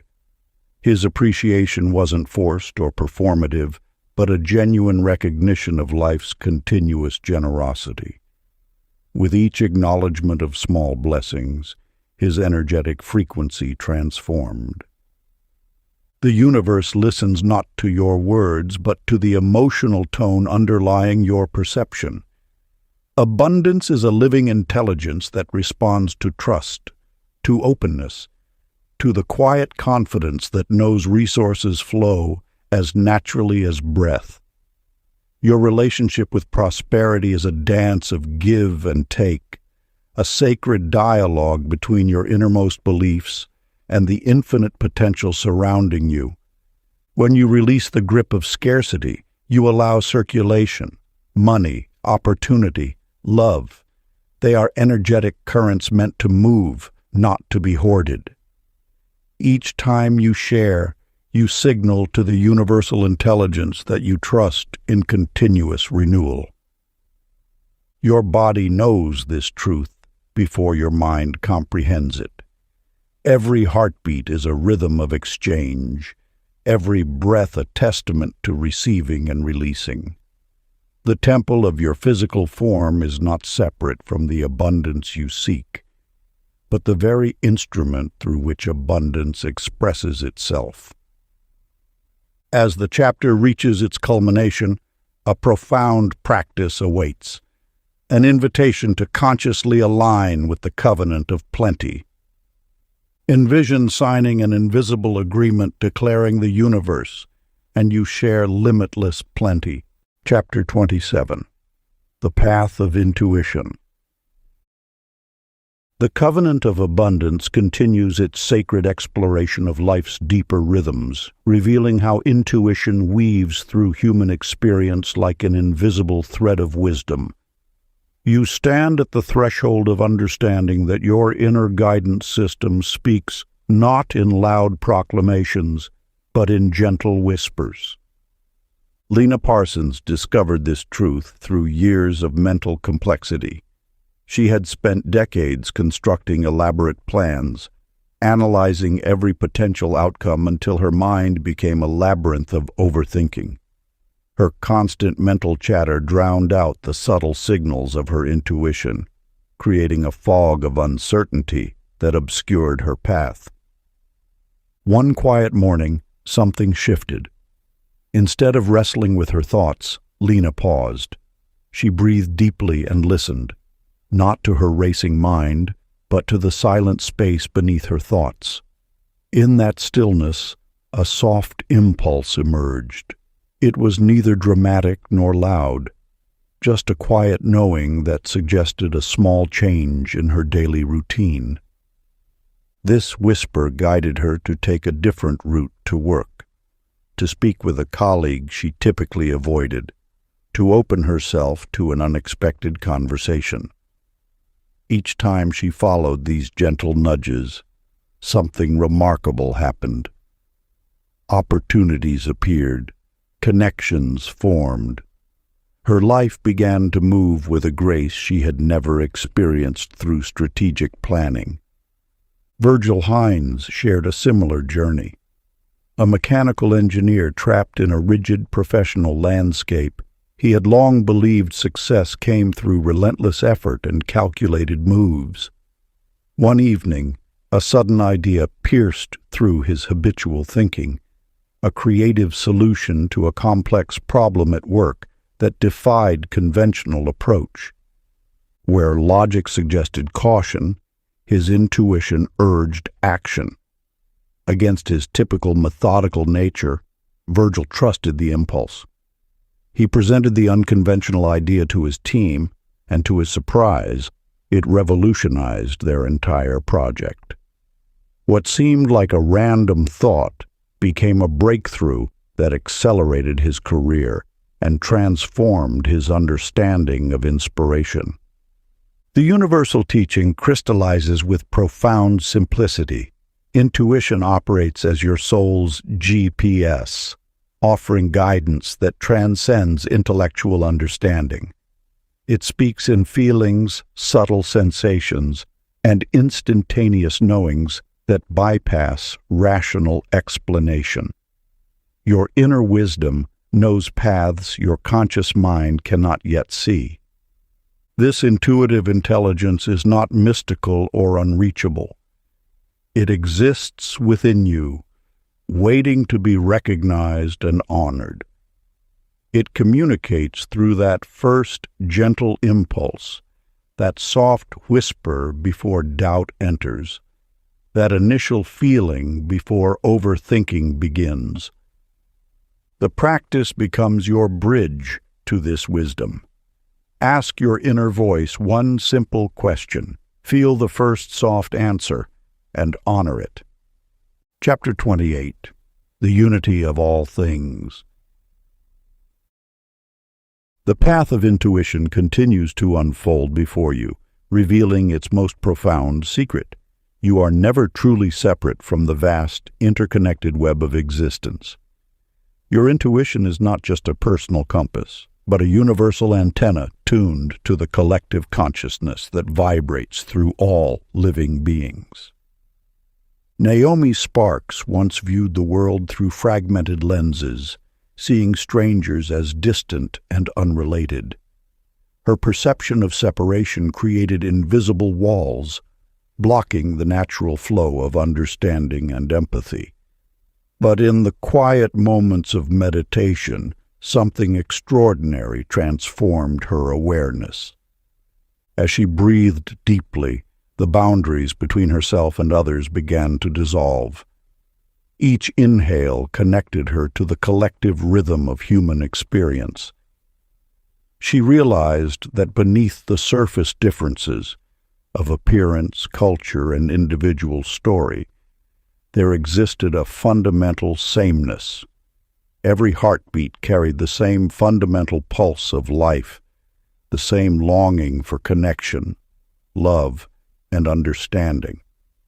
Clyde Abbott approached this understanding through visualization. He would close his eyes and imagine golden threads of light connecting every living being, not as a metaphorical concept, but as a tangible, energetic reality. With each breath, these threads would pulse and vibrate, carrying waves of mutual goodwill and shared consciousness. The lesson emerged crystal clear. Oneness is not just a spiritual concept, but the ultimate realization of metaphysical law. Your individual experience is simultaneously unique and part of a greater interconnected whole. Your intuition serves as a bridge, allowing you to tap into this collective wisdom. When you quiet your mind and listen deeply, you hear not just your own thoughts, but the whispers of a broader intelligence. This is why intuition often feels like guidance from beyond your personal perspective. Because it is. You are a receiver and transmitter of universal knowledge, constantly exchanging information with the collective consciousness. Your practice now becomes a sacred ritual of connection. Picture golden threads linking you to every being, pulsing with shared goodwill. Chapter 29. The Radiance of Purpose. In the tapestry of existence, you are both the weaver and the thread, creating meaning not through external achievements, but through the quality of your inner experience. Purpose is not a destination to be reached, but a vibration to be lived, a resonant frequency that pulses with authentic joy and genuine expression. Ruth Lang discovered this truth in moments of unexpected grace. She had spent years chasing titles, accolades, and societal markers of success, believing that meaning resided in external validation. But true purpose, she learned, was a more subtle art, a dance of alignment where your actions emerge not from obligation, but from a deep internal spark of inspiration. When Ruth began listening to the whispers of her heart, she noticed how certain activities made her feel alive, how certain interactions seemed to flow with an effortless harmony. These moments were not grand or dramatic, but quietly profound. Washing dishes while humming, helping a neighbor carry groceries, writing in her journal. Each action became a sacred ritual of connection. Similarly, Dennis Frost understood that purpose was not about grand gestures, but about the quality of love expressed through everyday service. He realized that when he approached tasks with genuine care, whether mentoring a young colleague, volunteering at a local shelter, or simply offering a kind word to a stranger, he touched something universal. The universe speaks not through loud proclamations, but through the subtle language of feeling. Your purpose is your unique vibrational signature, a personal melody that resonates with joy, compassion, and authentic self-expression. It is not something you find outside yourself, but something you recognize within. When you align with this inner frequency, life begins to move through you rather than you moving through life. Challenges become opportunities for growth, work transforms into play, and relationships become mirrors reflecting your deepest truth. The interpretation is clear. Purpose is not a destination, but a living, breathing experience of alignment. It is the sensation of being fully present, fully alive, fully yourself. It transcends career, status, or achievement. It is the pure energy of your soul expressing itself through human form. Your purpose emerges when you trust the intelligence of your heart, when you allow joy to guide your actions, and when you serve from a place of genuine love rather than expectation. Practice. Do one act today that thrills your heart simply for the feeling of alignment it brings. Chapter 30. The Infinite Spiral of Becoming. In the grand tapestry of existence, you are not a fixed point, but a living, breathing movement of consciousness. Your journey is not about reaching a destination, but about the continuous unfolding of your inner landscape. Purpose is not a distant mountain to climb, but the very breath of your experiencing. Mamie Stewart understood this truth later in her life. For decades, she had chased achievements like rare butterflies, believing each accomplishment would finally complete her. She collected degrees, awards, and accolades, thinking each would be the final marker of her worth. But as years passed, she realized that true purpose was not about collecting external validations, but about the continuous expansion of her own understanding. When Felix Harmon, a wise elder who had studied metaphysics for over 50 years, shared his insights, Mamie's perspective transformed. Evolution is not a linear path, he would say, but a spiraling dance of infinite potential. He showed her that every moment of growth was not a struggle to become something else, but a celebration of what was already emerging. Your purpose is not something you find, like a lost object tucked away in some forgotten drawer. It is something you live, moment by moment, breath by breath. It pulses through your actions, resonates in your choices, and vibrates in the silent spaces between your thoughts.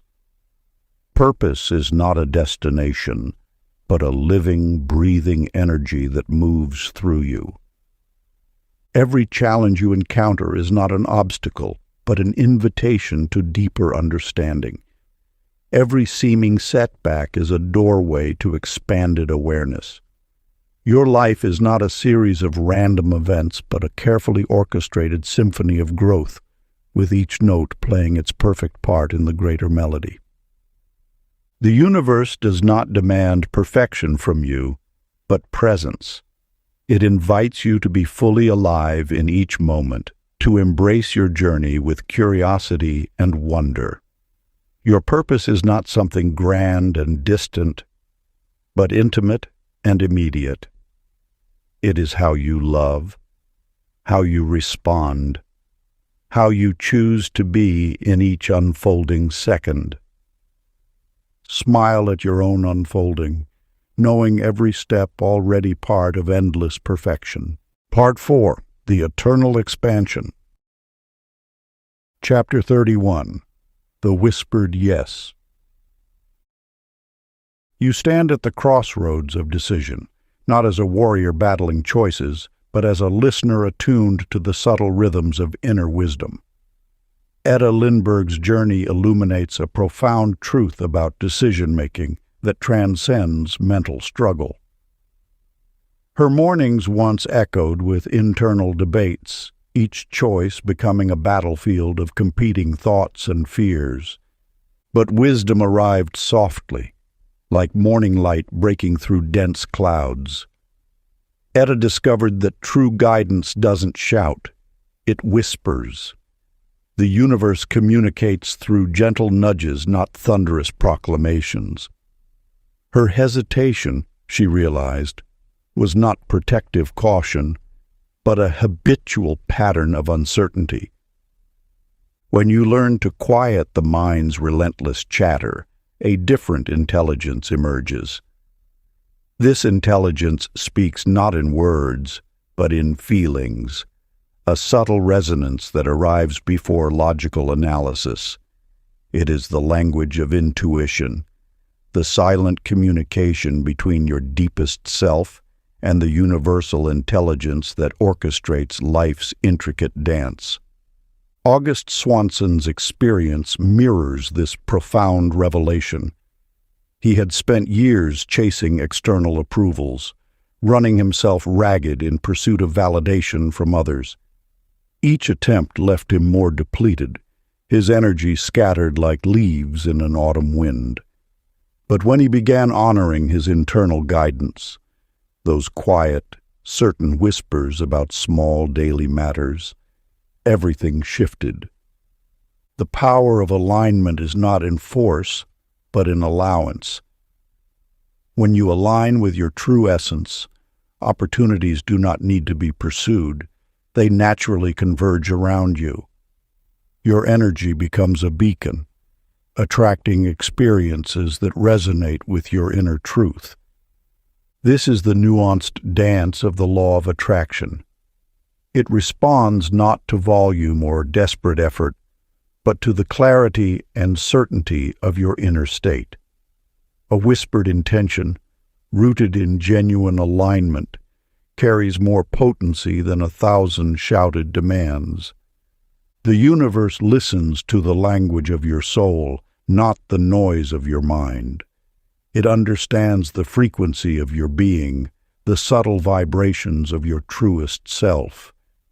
When you learn to listen, truly listen, to that soft, sure voice within, you step into a flow of synchronicity and grace.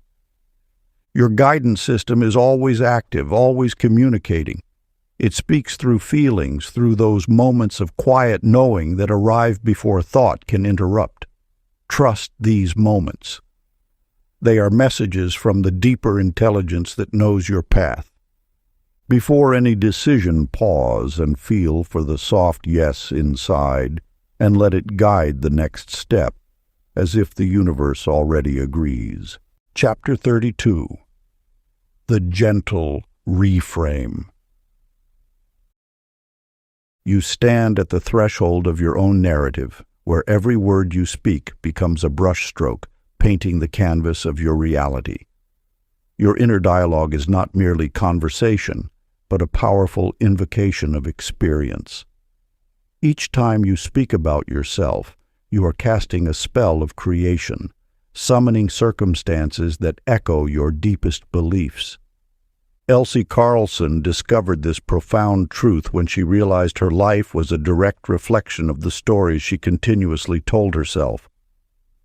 Like many, she had unconsciously woven narratives of limitation, struggle, and lack. But something shifted when she recognized that reframing was not about denying her challenges, but redirecting her creative focus. The mind, you understand, is an extraordinary architect. It builds precisely what it rehearses, constructing internal landscapes that manifest externally with remarkable precision. Your heart acts as an amplifier, resonating the frequencies of what you believe to be true.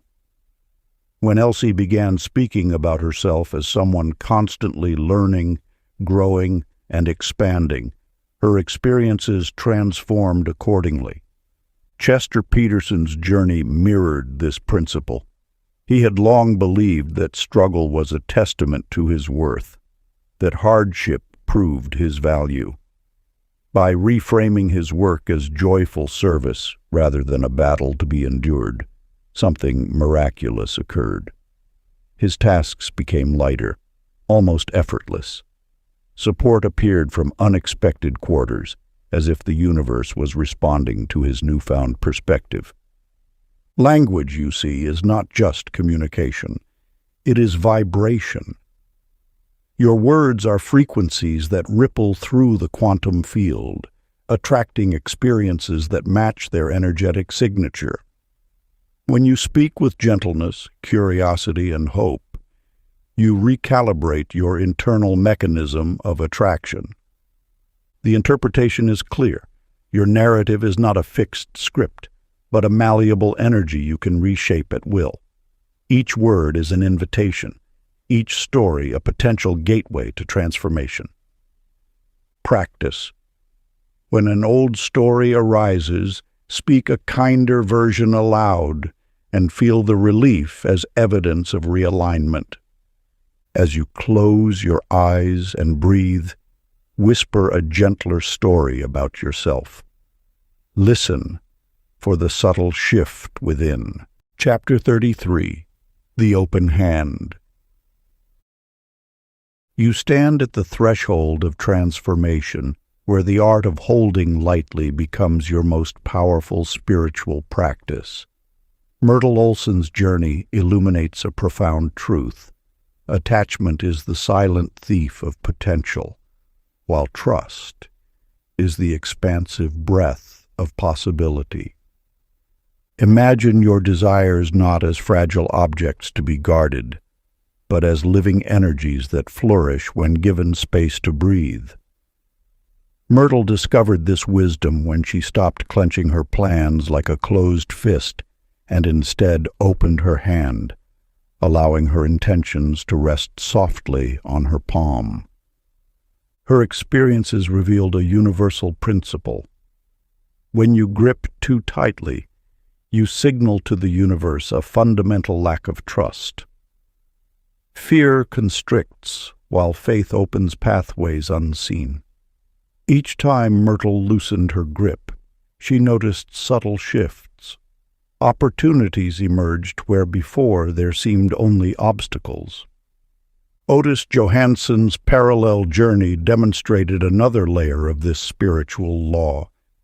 He had lived with a scarcity mindset around time, treating each minute as a precious resource to be hoarded. But when he began generously offering his time to others, helping a neighbor, volunteering, supporting a colleague, something remarkable occurred. His schedule, once seemingly crowded and restrictive, became mysteriously spacious.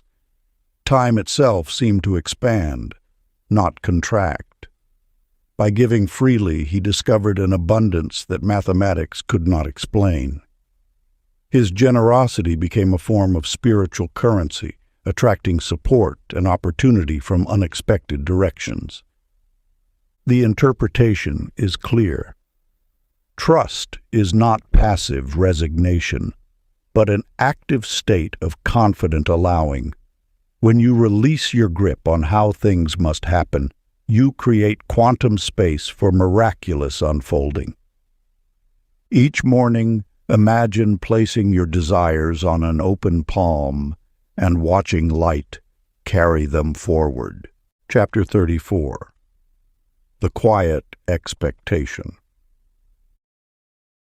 You have been walking a path of discovery, learning that the most potent force in your life is not struggle, but stillness.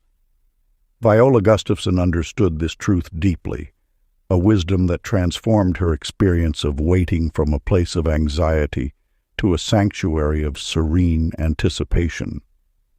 Imagine expectation not as a desperate cry, but as the gentle awakening of dawn.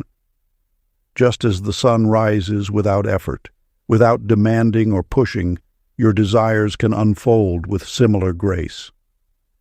Viola learned to cultivate this quiet certainty, understanding that calm expectation carries a magnetic power far more compelling than frantic striving. When you expect with peace, you signal to the universe that you are already in alignment with your desires. Anxiety creates turbulence, pushing away what you seek. Peaceful anticipation, however, creates a smooth channel through which opportunities can flow effortlessly. Viola's practice was simple yet profound. She would visualize her intentions with a soft, steady focus, not gripping, but gently holding. Her trust was not loud or dramatic, but quiet and unwavering. Like a river finding its natural course, her life began to move with surprising ease. Irving Lundquist discovered a similar principle in his professional journey. Instead of nervously rehearsing interview scenarios, he learned to picture favorable outcomes with a sense of serene knowing. His energy shifted from desperate performance to calm confidence. Interviews that once felt like challenges became conversations of mutual discovery. The universe, you will find, does not respond to force. It resonates with your underlying vibration of trust. When you expect with a steady, peaceful certainty, you create an energetic invitation. Your calmness becomes a signal, a permission slip for good things to arrive. Picture your desire as already en route and rest in the calm, knowing that it is near. Close your eyes and feel the quiet assurance spreading through your body. Breathe into this sensation of peaceful expectation, knowing that your trust is the most powerful alignment you can create. Practice. Picture your desire as already en route and rest in the calm, knowing that it is near. Chapter 35. The Sacred Pause. In the rhythm of life, you often mistake movement for progress, forgetting that true power resides in stillness. Cora Bergstrom learned this wisdom not through grand revelation, but through subtle shifts in her daily dance with existence. Her world once pulsed with constant motion, each decision hurried, each response immediate, as though hesitation were a crime against productivity. She believed speed was strength, that rapid reactions demonstrated competence.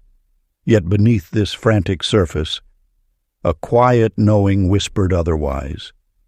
When Cora first began inserting sacred pauses between stimulus and response, the transformation was nearly imperceptible. A breath before answering a challenging email, 3 heartbeats of silence before reacting to her child's outburst. These moments, brief as they were, began to reshape her inner landscape. Gradually, she noticed something extraordinary. The wisdom that emerged during these pauses carried a different texture, clear, compassionate, and precisely calibrated. Her responses were no longer knee-jerk reactions, but considered interactions. The static of panic dissolved, replaced by a calm frequency of understanding. Stanley Erickson's journey mirrored her own. Once a man who filled every quiet moment with anxious chatter and worried rehearsals, he discovered that silence was not emptiness, but a fertile ground where solutions germinate. By welcoming 3 intentional breaths before engaging with challenges, he found insights blooming where tension previously suffocated creativity. The core teaching crystallizes a profound truth. Pause is not delay, but a portal. It is the sacred threshold where reactive mind steps aside, allowing intuitive wisdom to emerge. Action born from stillness carries the signature of alignment, while action born from panic bears the fragmented energy of fear. Your inner guidance system communicates most clearly when you create space to listen. The universe does not shout, it whispers, and those whispers can only be heard in moments of deliberate quiet. Practice. Before speaking or deciding, take 3 slow breaths and feel guidance settle. Chapter 36. The Field of Appreciation. You stand at the threshold of a profound transformation, where the simple act of noticing becomes a powerful alchemical process. Beatrice Larson discovered this truth not through grand gestures, but through the quiet practice of collecting appreciations like delicate shells along life's shoreline. At first, her appreciations were small: the warmth of morning sunlight, the soft click of a well-oiled door, the kindness in a stranger's smile. She began deliberately tracking these moments, writing them in a small leather-bound journal with deliberate care. Each appreciation was like tuning an instrument in the grand orchestra of existence. As days passed, something remarkable happened. Her mood began to shift, not dramatically, but with the gentle certainty of a tide rising. Relationships that once felt strained softened. Conversations that used to feel like careful negotiations now flowed with unexpected ease. Her creativity, which had been dormant, began to stir like a sleeping bird awakening to dawn. The core teaching whispers a timeless truth. Appreciation is alignment in action. It is not mere positivity, but a deliberate focusing of attention on what already works, on the underlying harmony that exists beneath surface tensions. The law of attraction responds to this focused energy with remarkable precision, multiplying the essence of what receives your attention. Lester Nielsen experienced a similar transformation in his workplace. Where he once cataloged every small imperfection, he began to notice effort. He saw the dedication in a colleague's late-night email, the careful consideration in a project proposal, the quiet persistence of team members. Remarkably, his workplace environment began to shift without any external intervention. This is the profound magic of appreciation. It does not manipulate, but realigns. It does not force change, but creates a resonant field where transformation becomes natural. Your attention is a paintbrush, and gratitude is the color that brings the canvas of experience to vibrant life. The universe listens not to your words, but to the frequency of your feeling. When you appreciate, you are sending out a signal of abundance, of recognition, of trust. This signal travels beyond the visible, touching the unseen threads that weave reality. As the day concludes, you are invited to a simple yet powerful practice. At dusk, recall 3 simple appreciations and let gratitude glow through sleep.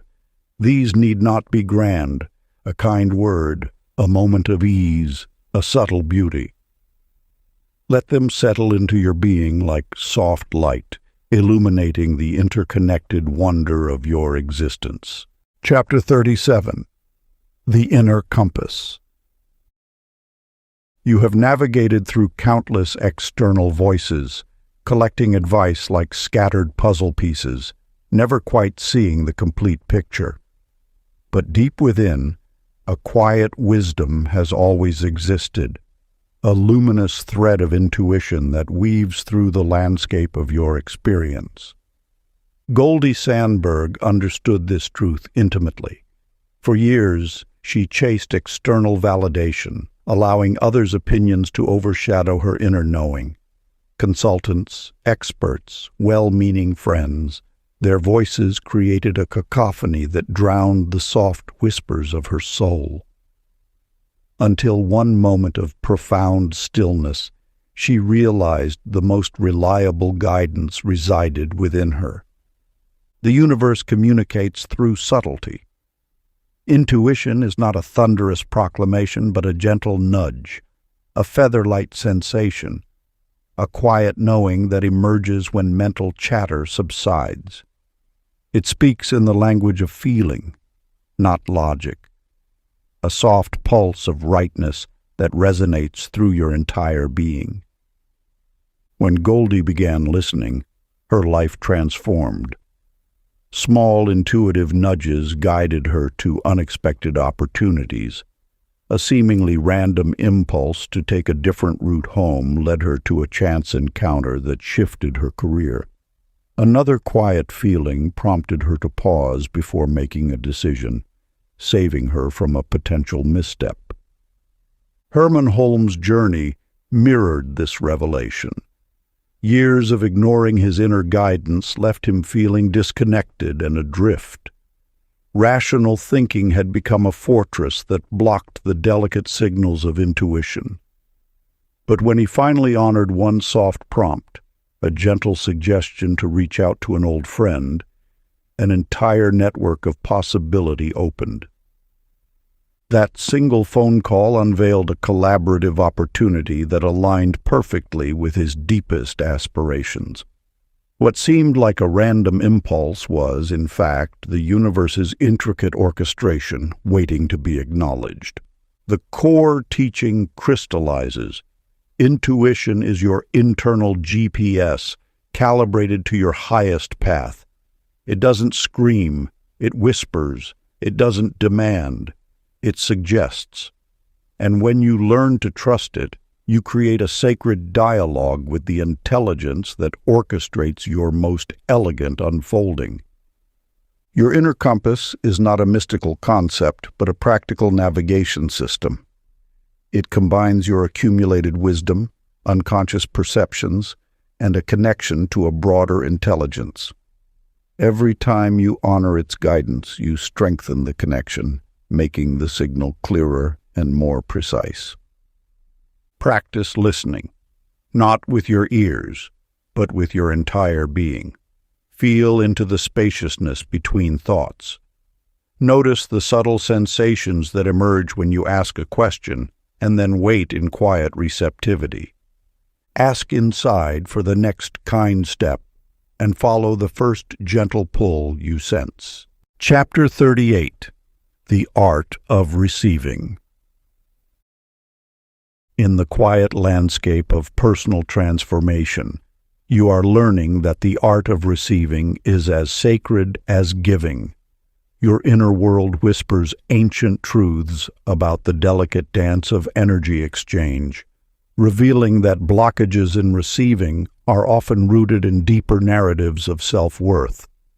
Alma Dahl understood this profound lesson through her own journey. For years, she gave generously, time, resources, compassion. Yet when kindness approached her, she would deflect, minimize, or quickly redirect attention. Her generosity, while beautiful, was incomplete. She had not learned that receiving is the sacred counterpart to giving, the rhythm that completes the universal heartbeat of abundance. When Alma began to truly receive, something shifted. She practiced saying thank you with full presence, allowing compliments to land softly in her inner landscape. No more deflections, no more quick dismissals. Instead, she breathed in appreciation as though it were sunlight, feeling its warmth permeate her being. Louis Eck walked a similar path. Praise made him uncomfortable. He had deflected it from habit, a protective mechanism born from old wounds of inadequacy. But as he learned to breathe in acknowledgement, to let kind words settle into his bones, his confidence began to steady. Opportunities that once seemed distant now expanded around him, as if his willingness to receive had created invisible pathways. The universe communicates through subtle, energetic languages. Blocking reception is like closing a door on abundance, signaling to the field that you do not believe you are worthy. Every time you minimize a compliment or push away support, you inadvertently broadcast a message of unworthiness. Receiving is an active form of alignment. It is not passive, but a conscious choice to honor your inherent value. When you allow support, appreciation, and kindness to flow into your experience, you affirm your worthiness. You declare to the universe that you are deserving of good things. This is not about ego or arrogance. True receiving is humble. It is a gentle opening, a soft yes to the abundance that wishes to embrace you. It requires vulnerability, the courage to say, "I am here, and I am open to being supported." Your practice is not just an exercise, but a profound recalibration of your energetic field. When kindness comes toward you, pause, breathe, receive it fully. Let the warmth anchor in your chest, spreading through your body like a gentle, golden light. Feel the appreciation not as something external, but as a recognition of the inherent brilliance that resides within you. Chapter 39. The Soothing Story. You hold tremendous power in the words you weave about your life. Each story you tell is not merely a description, but a creative act of vibration, sending intricate signals into the universal field of potential. The narrative you choose becomes the lens through which reality organizes itself, subtly reshaping your experience moment by moment. Consider how language acts as a bridge between inner perception and outer manifestation. When you describe your circumstances with gentleness, you lower the energetic barriers that block flow and inspiration. Your words are not passive recordings, but active sculptors of experience, carving pathways for transformation. Nellie Lindquist discovered this truth through her own journey of reframing. Where she once saw setbacks as punishments, she learned to view them as sacred pauses of preparation. Each delay became an opportunity for refinement, each challenge a whispered invitation to grow. Her gentle reinterpretation didn't ignore difficulty, but transformed its emotional charge, allowing her inner landscape to soften and realign.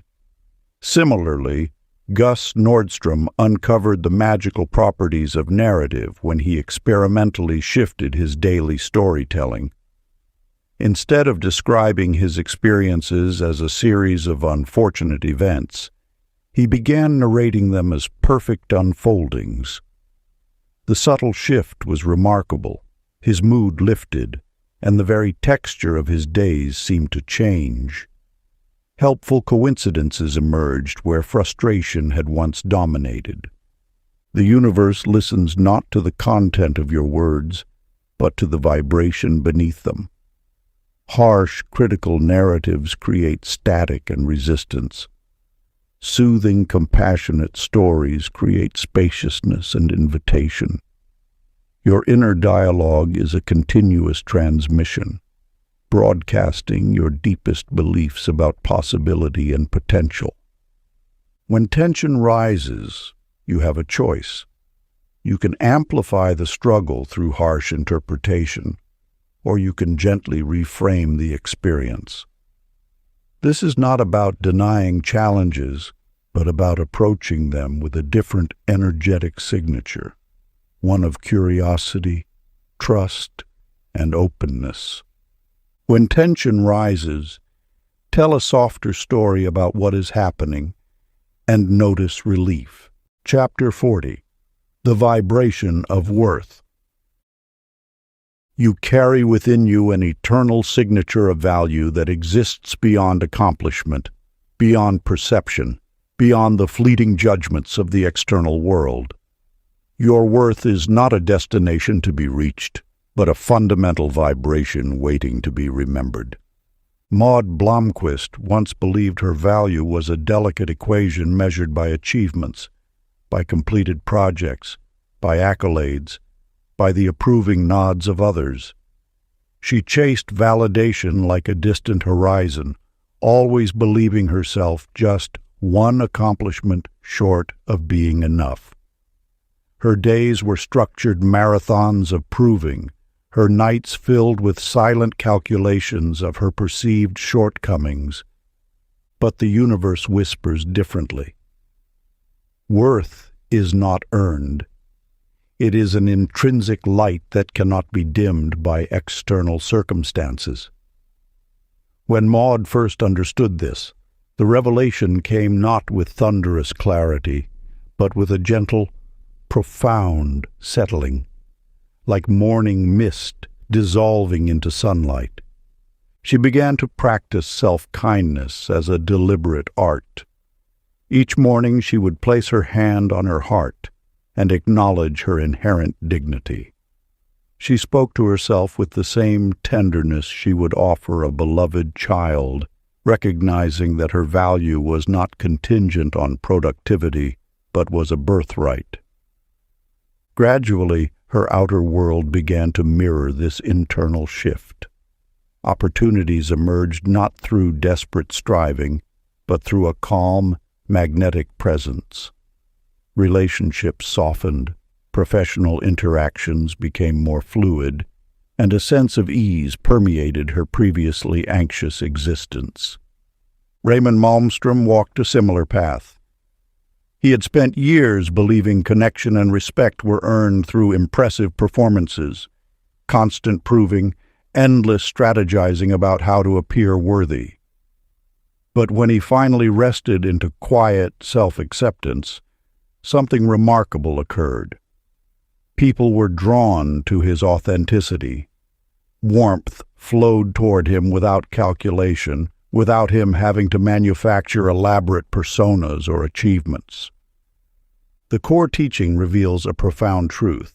The energetic field responds to self-regard, not to proof.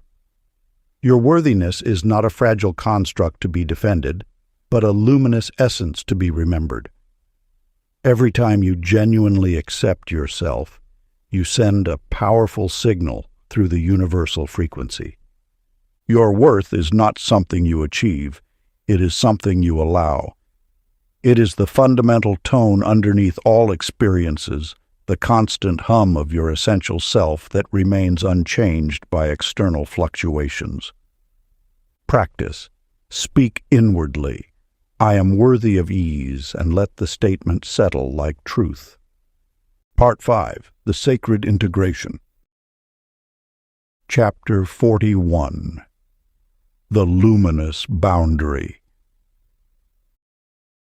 You stand at the threshold of understanding a profound spiritual truth.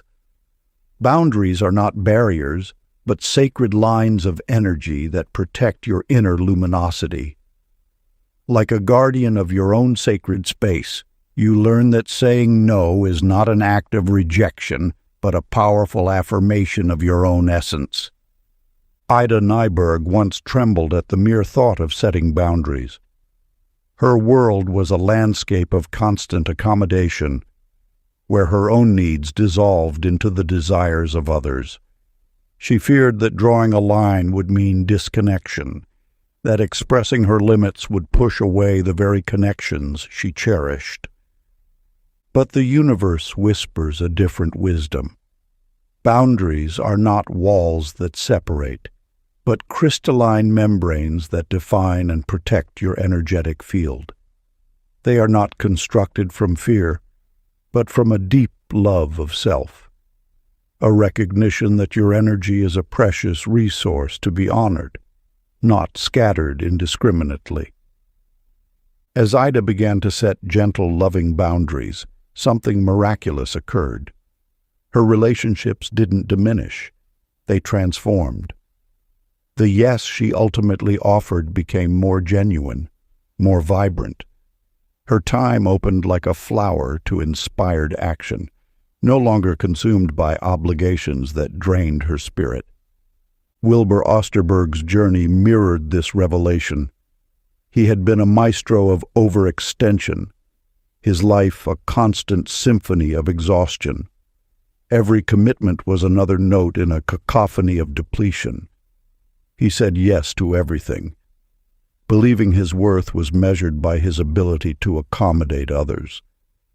But true worth is not about how much you can carry, but about the quality of energy you bring to what you choose.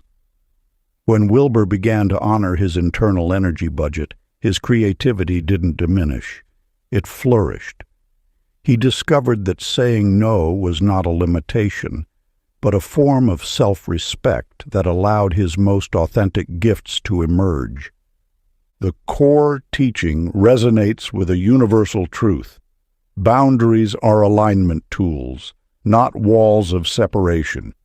They are sacred lines that focus your energy, protect your vibration, and ensure that your yes remains pure and powerful. When you set boundaries with love, you create a container for your most authentic expression. This is not about building walls, but about creating sacred space. It's about understanding that your energy is a precious resource, and how you distribute it determines the quality of your experience. Boundaries are not about keeping others out, but about maintaining the integrity of your inner light. Practice. Before agreeing, pause and sense whether the choice brightens your inner light. Chapter 42. The Playful Experiment. In the vast symphony of creation, you are not a laborer but a dancer. Your desires are not burdens to be carried, but melodies waiting to be played. The universe responds not to rigid effort, but to the light touch of joy, the effortless grace of playful exploration. Lucille Stromberg once approached manifestation like a stern taskmaster, her forehead creased with concentration, her methods as tight and unyielding as a clenched fist. She believed that desire required hard labor, that dreams were wrestled into existence through sheer willpower and relentless focus. But something shifted when she began to see manifestation as a playground rather than a battlefield. She started small, inviting spontaneity into her daily rituals, allowing curiosity to replace control. Where she once mapped every step with precision, she now left room for unexpected delight. Each playful experiment became a portal, a spontaneous dance in her kitchen, a sudden laugh at her own seriousness, tiny moments of pure, unstructured joy that seemed to whisper to the universe, "I trust, I allow, I play." Orville Falk walked a similar path. He had been so consumed by the fear of getting it right that his creativity suffocated under the weight of perfectionism. Manifestation for him was a high-stakes performance where one wrong move could derail everything. When he finally granted himself permission to explore without judgment, something magical happened. His energy lightened. Ideas flowed more freely. Opportunities appeared not through grinding effort, but through the natural momentum of enjoyment. The core teaching crystallizes a profound truth. Resistance contracts, while playfulness expands. When you approach your desires with the lightness of a child, curious, open, unattached to specific outcomes, you speak the universe's native language of infinite possibility. Play lowers the energetic barriers. It dissolves the tension of trying and replaces it with the ease of allowing. In this space, manifestation is not a serious endeavor, but a collaborative dance, where you and the universe move together in spontaneous harmony. Your desires are not distant goals to be conquered, but living energies waiting to be invited, to be danced with, to be celebrated. When you treat them as playful experiments, you unlock a more fluid, responsive relationship with creation itself. Choose one desire today and imagine it as a delightful game you are already winning. Chapter 43. The Healing Memory. You carry memories like ancient stones, some smooth from years of gentle acceptance, others jagged with unresolved pain. Each memory is not a fixed point in time, but a living energy that breathes and transforms when touched with compassion. Stella Soderbergh understood this truth through her own profound journey of healing. For years, she carried a childhood memory that felt like a heavy cloak, dimming the vibrant colors of her present moment. The memory was not just a recollection, but an active energy field that subtly colored her interactions, her choices, her very perception of possibility. When Stella first learned that memories could be revisited and transformed, she approached the concept with gentle skepticism. The teaching was simple, yet revolutionary. Memories are not stone tablets carved in immutable history, but living, energetic landscapes that can be approached with love and rewritten through compassion. She began by visualizing her younger self, vulnerable, wounded, misunderstood. Instead of turning away or defending against the pain, she imagined herself holding that younger version with profound tenderness. Her inner vision saw herself wrapping her past self in a warm, golden light of understanding and acceptance. As she breathed into this visualization, something remarkable happened. The heaviness that had long resided in her chest began to soften. Layers of old hurt started to dissolve, not through forceful confrontation, but through gentle, unconditional love. Theodore Alander walked a similar path. He had carried regret like a constant companion, replaying old scenes of missed opportunities and perceived failures. But when he learned to rewrite those scenes with forgiveness, something extraordinary occurred. His sleep, once interrupted by anxious replays, deepened into peaceful rest. His daytime experience shifted from a state of constant tension to a more fluid, graceful movement. The interpretation was clear. Present love has the power to rewrite past signals. Your memories are not prison sentences, but malleable, energetic experiences that can be transformed through conscious compassion. As you navigate this understanding, remember that healing is not about erasing the past, but about changing your relationship to it. Each memory carries wisdom, and when approached with love, can become a source of profound personal growth. Bring a tender memory to mind. Wrap it in warmth, and breathe until peace softens it. Chapter 44. The Sacred Routine. You have been wandering through life, believing that transformation requires spectacular revelations, grand spiritual experiences, or extraordinary moments. Yet the deepest wisdom whispers that true alignment lives in the sacred ordinary, in the repetitive moments you often overlook. Consider Minnie Lindholm, whose journey illuminates a profound truth. Spirituality is not about dramatic interventions, but about infusing consciousness into the simplest of acts. She discovered that when you sanctify your routine, you transform routine into ritual. For Minnie, morning tea became more than a beverage. It became a ceremony of gratitude. Each time she held her cup, she would pause, feel the warmth, breathe the subtle aroma, recognize the miracle of this moment. Water heated, leaves steeped, a liquid created by countless interconnected processes. her morning transformed from a hurried necessity to a moment of deep communion. Nearby, Earl Walberg experienced a similar awakening. He had been racing through life, treating habits like obstacles to overcome rather than opportunities to connect. When he learned to slow down, to perform each action with deliberate awareness, something extraordinary happened. Brushing teeth became meditation. Walking became prayer. Eating became an act of reverence. The universe responds not to grand gestures, but to consistent, loving attention. Each mindful moment is a tuning fork, resonating with the frequency of presence. Your daily rituals are not mundane.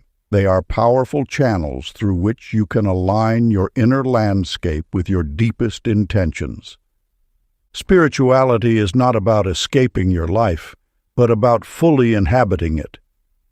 It's about recognizing the sacred in the seemingly ordinary.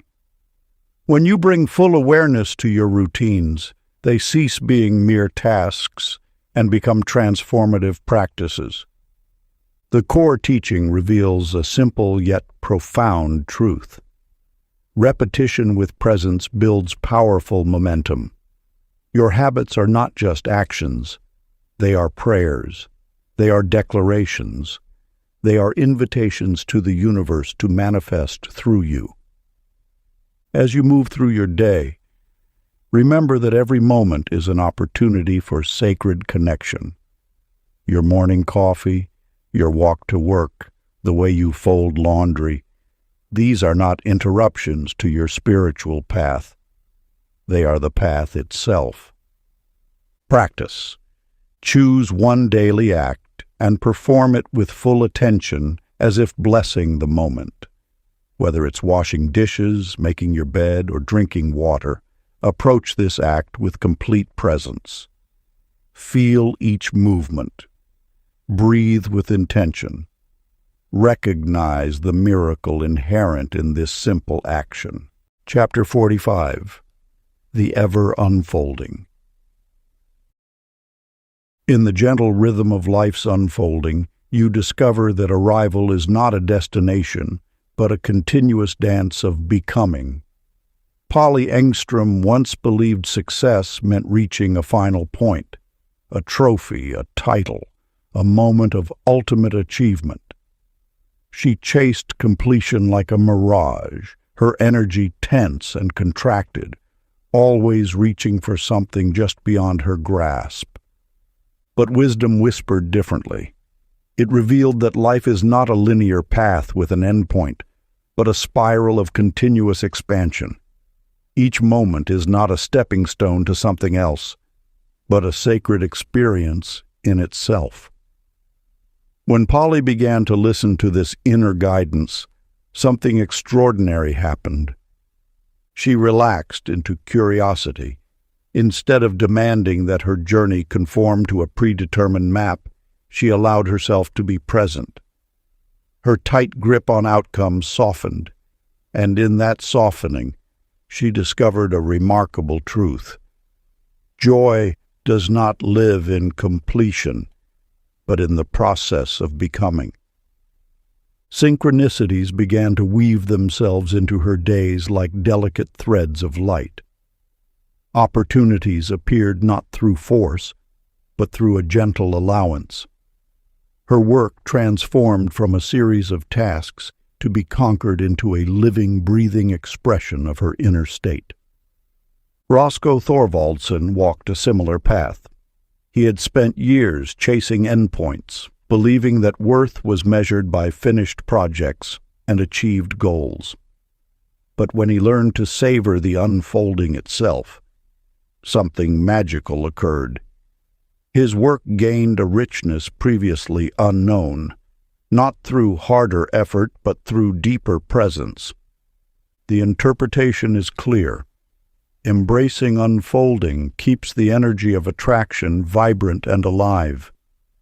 When you release the need to control every outcome, you open yourself to the infinite intelligence of life. Your desires do not diminish.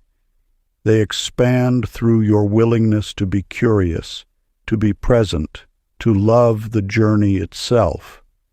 This is not about passive acceptance, but active engagement with the mystery of becoming.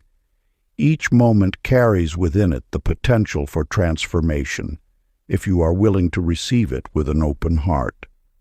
As the chapter draws to a close, a practice awaits you.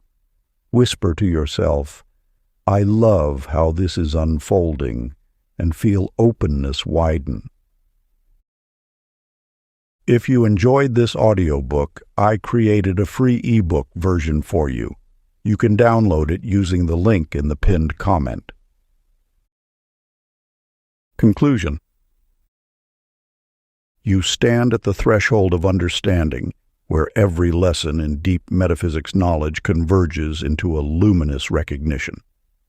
The universe is not an external landscape to be conquered, but a living fabric expressing itself through your conscious awareness. Your emotional frequency is the conductor, and reality responds with unwavering precision to your inner symphony. Each chapter, each story, each insight has been a gentle invitation to remember your inherent creative power. From Hazel's quiet self-discovery to Felix's peaceful acceptance of infinite growth, the teachings have whispered a profound truth. Transformation is not about forcing change, but about listening deeply to the subtle rhythms of your own consciousness. The practices you've explored are not mere techniques, but keys to liberation. They are pathways of remembering your fundamental connection to the vast, intelligent energy that animates all existence. When you align your attention with trust, with joy, with gentle allowance, you tune your vibration to well-being's natural frequency. You are not separate from the universe. You are the universe experiencing itself through your unique lens of perception. Every thought, every feeling is a conversation with infinity, a creative pulse that conducts galaxies of potential. Your awareness is the sacred bridge between the unseen and the manifest, between potential and form. The journey of deep metaphysics knowledge does not conclude. It continues expanding through your next inspired breath, your next moment of awakened presence. Where you place your attention, destiny illuminates. If you enjoyed this exclusive audiobook, I handpicked this next book which will change your life.